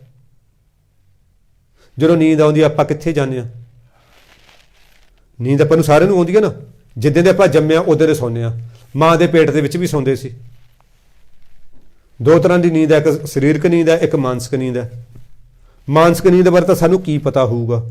ਸਾਨੂੰ ਜਿਹੜੇ ਅਸੀਂ ਆ ਸੌਂਦੇ ਹਾਂ, ਮੇਰੇ ਵਰਗਾ ਇੱਥੇ ਬੈਠਾ ਵੀ ਸੌਂਦਾ, ਪਤਾ ਹੀ ਨਹੀਂ ਅਸੀਂ ਕਿੱਥੇ ਜਾਂਦੇ ਹਾਂ। ਚਾਹੇ ਵੱਡੀ ਵੀ ਜਾਵੇ ਬੰਦਾ, ਉਹਨੂੰ ਸੁੱਤੇ ਪਏ ਦੇ ਉੱਤੋਂ ਚਾਹੇ ਸੱਪ ਟੱਪ ਜੇ, ਪਤਾ ਨਹੀਂ ਲੱਗਦਾ। ਸੁੱਤੇ ਪਏ ਆਪਾਂ ਪਤਾ ਲੱਗਦਾ। ਕਈ ਵਾਰੀ ਸਟੇਸ਼ਨ ਅੱਗੇ ਲੰਘੇ ਦਾ ਸਾਡਾ, ਟ੍ਰੇਨ 'ਚ ਸੌਂ ਜਾਂਦੇ ਹਾਂ, ਪਤਾ ਲੱਗਦਾ ਉਹ ਜਿੱਥੇ ਮੈਂ ਉਤਰਨਾ ਸੀ ਉਹ ਤਾਂ ਪਿੱਛੇ ਰਹਿ ਗਿਆ ਯਾਰ। ਅਸੀਂ ਨੀਂਦ 'ਚ ਜਾਂਦੇ ਕਿੱਥੇ ਹਾਂ? ਫਿਲਾਸਫਰ ਇਹ ਕਹਿੰਦੇ ਨੇ ਅਸੀਂ ਨੀਂਦ 'ਚ ਉੱਥੇ ਜਾਂਦੇ ਹਾਂ ਜਿੱਥੋਂ ਅਸੀਂ ਪੈਦਾ ਹੋਏ ਹਾਂ, ਪਰ ਜਾਂਦੇ ਅਸੀਂ ਉੱਥੇ ਅਚੇਤ ਅਵਸਥਾ 'ਚ। ਭਗਤੀ ਰਾਹੀਂ ਅਸੀਂ ਸੁਚੇਤ ਹੋ ਕੇ ਜਾਵਾਂਗੇ, ਫਿਰ ਸਾਨੂੰ ਪਤਾ ਲੱਗੂਗਾ ਪਰਮਾਤਮਾ ਕਿਹੋ ਜਿਹਾ। ਹੁਣ ਮੇਰੇ ਵਰਗਾ ਸੁੱਤਾ ਦਿੱਲੀ ਦੇ ਸਟੇਸ਼ਨ ਉੱਤੇ ਹੀ ਟੱਪ ਗਿਆ। ਜਦੋਂ ਪਤਾ ਲੱਗੇ ਮੈਂ ਦਿੱਲੀ ਟੱਪ ਗਿਆ, ਕੋਈ ਮੈਨੂੰ ਪੁੱਛੇ ਭਾਈ ਸਾਹਿਬ ਦਿੱਲੀ ਦੇ ਕਿੰਨੇ ਸਟੇਸ਼ਨ ਸੀ, ਕਿਹੜੇ ਕਿਹੜੇ ਸਟੇਸ਼ਨ ਤੇ ਕਿੰਨੇ ਕਿੰਨੇ ਮਿੰਟ ਟ੍ਰੇਨ ਰੁਕੀ, ਮੈਂ ਤਾਂ ਹੁਣ ਸੁੱਤਾ ਲੰਘਿਆ, ਮੈਨੂੰ ਤਾਂ ਪਤਾ ਹੀ ਕੋਈ ਨਹੀਂ। ਅਸੀਂ ਸੁੱਤੇ ਜਾਂਦੇ ਹਾਂ ਉੱਥੇ। ਸਾਧ ਸੰਗਤ ਜੀ ਆਪਾਂ 6 ਘੰਟੇ ਸੌਂਦੇ ਹਾਂ, ਇਹਦਾ ਮਤਲਬ ਅਸੀਂ 6 ਘੰਟੇ ਨਹੀਂ ਸੌਂਦੇ, ਅਸੀਂ ਤਾਂ ਸਿਰਫ 15-20 ਮਿੰਟੇ ਸੌਂਦੇ ਹਾਂ। 6 ਘੰਟੇ ਤਾਂ ਅਸੀਂ ਮੰਜੇ ਤੇ ਪਏ ਰਹੇ, ਬਾਕੀ ਤਾਂ ਸੁਪਨੇ 'ਚ ਸੈਰ ਕੀਤੀ ਅਸੀਂ ਆਲੇ ਦੁਆਲੇ। ਅਸੀਂ 10-15 ਮਿੰਟ ਸੌਂਦੇ ਹਾਂ, ਉਹ ਉਸ ਆਪਣੇ ਪਰਿਪੂਰਨ ਪਰਮੇਸ਼ਰ ਨਾਲ ਮਿਲ ਕੇ ਅਸੀਂ ਤਰੋ ਤਾਜ਼ੇ ਹੋ ਜਾਂਦੇ ਹਾਂ। ਬੰਦਾ 15-15 ਘੰਟੇ ਕੰਮ ਕਰਕੇ ਸੌਂਦਾ ਤੇ ਜਦੋਂ ਉੱਠਦਾ ਤਰੋ ਤਾਜ਼ਾ ਉੱਠਦਾ, ਕਿਉਂਕਿ ਆਪਣੇ ਪਰਮਾਤਮਾ ਦੇ ਨਾਲ ਮਿਲਿਆ ਆ, ਹੈ ਨਾ। ਚਲੋ ਖੈਰ, ਹੁਣ ਮਹਾਰਾਜ ਕਹਿੰਦੇ ਸਾਰੀ ਸ੍ਰਿਸ਼ਟੀ ਉਹਨੇ ਆਪਣੇ ਇੱਕ ਸੂਤਰ ਦੇ ਵਿੱਚ, ਇੱਕ ਨਿਯਮ ਦੇ ਵਿੱਚ ਬੰਨੀ ਹੋਈ ਹੈ। ਨਾਨਕ ਜਿਸ ਸੁਭਾਵ ਹੈ ਤਿਸ ਤਿਸ ਨਿਸਤਾਰ ਹੈ। ਇਸ ਸਾਰੀ ਸ੍ਰਿਸ਼ਟੀ ਦੇ ਵਿੱਚੋਂ ਹੈ ਨਾਨਕ, ਜਿਹੜਾ ਜਿਹੜਾ ਉਹਨੂੰ ਚੰਗਾ ਲੱਗਦਾ ਉਸ ਨੂੰ ਇਹ ਪਾਰ ਉਤਾਰ ਦਿੰਦਾ, ਉਸ ਨੂੰ ਇਹ ਮਾਇਆ ਦੇ ਸਾਗਰ ਤੋਂ ਪਰਲੇ ਬੰਨੇ ਲੰਘਾ ਦਿੰਦਾ। ਸਾਧ ਸੰਗਤ ਜੀਓ, ਗੁਰੂ ਮਹਾਰਾਜ ਦੀ ਪਵਿੱਤਰ ਪਾਵਨ ਬਾਣੀ ਦੀ ਕਥਾ ਵਾਰਤਾ ਕਰਦਿਆਂ, ਸ਼ਬਦ ਵਿਚਾਰਾਂ ਕਰਦਿਆਂ ਬੇਅੰਤ ਕਿਸਮ ਦੀਆਂ ਭੁੱਲਾਂ ਚੁੱਕਾਂ ਹੋ ਗਈਆਂ ਹੋਣਗੀਆਂ। ਸਾਧ ਸੰਗਤ ਜੀ, ਇਹ ਮਜਬੂਰੀ ਹੈ, ਕਿਉਂਕਿ ਗੁਰੂ ਦੀ ਬਾਣੀ ਹੈਗੀ ਆ ਧੁਰਕੀ ਬਾਣੀ, ਇਹ ਹੈਗੀ ਆ ਅਰਸ਼ੀ ਬਾਣੀ। ਅਸੀਂ ਫਰਸ਼ਾਂ ਦੇ ਜੀਵ, ਫਰਸ਼ਾਂ ਦੇ ਕੀੜੇ ਮਕੌੜੇ, ਨੀਵੇਂ ਪੱਧਰ ਦੀ ਜ਼ਿੰਦਗੀ ਜਿਉਣ ਵਾਲੇ, ਗੁਰਬਾਣੀ ਦੀ ਸਹੀ ਵਿਆਖਿਆ ਕਰਨਾ ਸਾਡੇ ਵੱਸ ਦੀ ਗੱਲ ਹੀ ਨਹੀਂ ਹੈ। ਇਹਦਾ ਇੱਕ ਸ਼ਬਦ ਵਿਚਾਰ ਆਪ ਜੀ ਨਾਲ ਸਾਂਝ ਪਾਉਣ ਦੀ ਕੋਸ਼ਿਸ਼ ਕੀਤੀ ਹੈ, ਅੱਗੇ ਵਾਸਤੇ ਅਸੀਸ ਦੇਣੀ ਹੈ, ਹੁਣ ਹੋਈਆਂ ਭੁੱਲਾਂ ਚੁੱਕਾਂ ਦੀ ਮੁਆਫੀ ਬਖਸ਼ਿਸ਼ ਕਰਨੀ ਹੈ। ਸਾਧ ਸੰਗਤ ਜੀਓ, ਵਾਹਿਗੁਰੂ ਜੀ ਕਾ ਖਾਲਸਾ, ਵਾਹਿਗੁਰੂ ਜੀ ਕੀ ਫਤਿਹ।